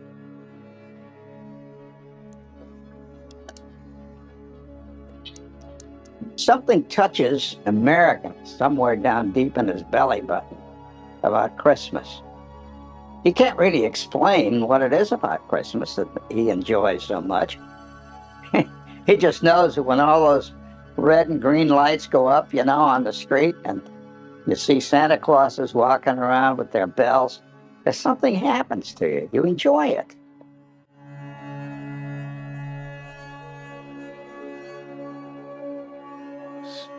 I just thought it was really amazing. I hope you guys found it interesting. The whole history behind, you know, the creation of modern day Santa Claus. Again, I could have gone hours and do a whole video about Christmas and all its pagans and all the different traditions that's being taken from before even Christianity or before even Santa Claus came around. But I think you guys got the main point about it and the general information that you guys can pursue. Again, this is a pretty good book if you want to read, you know, the whole book. It's actually very thorough. Christmas, a candid history. So yeah, they never tell us none of this stuff. They just want us to be doing ritualistic holidays and not explain to us why. This is why I wanted to do this video. We know all this stuff is a combination of a lot of pagan stuff and it has nothing to do with Christianity or the actual Bishop St. Nicholas. But I wanted you guys to have the background, the historical background. Hope you guys enjoyed this video. I'm going to end it right there. Thanks for tuning in once again. Much love and respect. Pura vida, mi gente. Wow.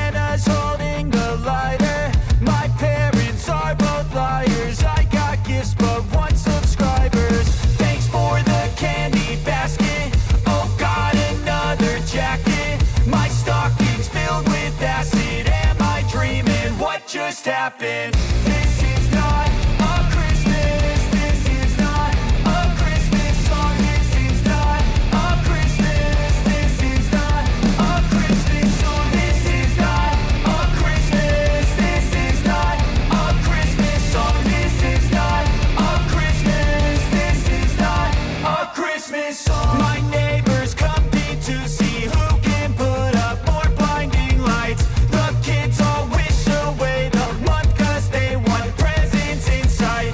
This year had me so mad. I've been bad, got coal that is sitting under my tree. I think that my Christmas has died. This is not a Christmas. This is not a Christmas song. This is not a Christmas. This is not a Christmas song. This is not a Christmas. This is not a Christmas song. This is not a Christmas. This is not a Christmas song. When I was just a boy, Christmas brought so much joy. Couldn't wait for the presents and laughter. I couldn't sleep late at night, looking for Santa with lights. Those are the memories I still remember. Then I became a man, lost sight of who I am, but right in front of me was the answer. 'Cause on Christmas I feel joy.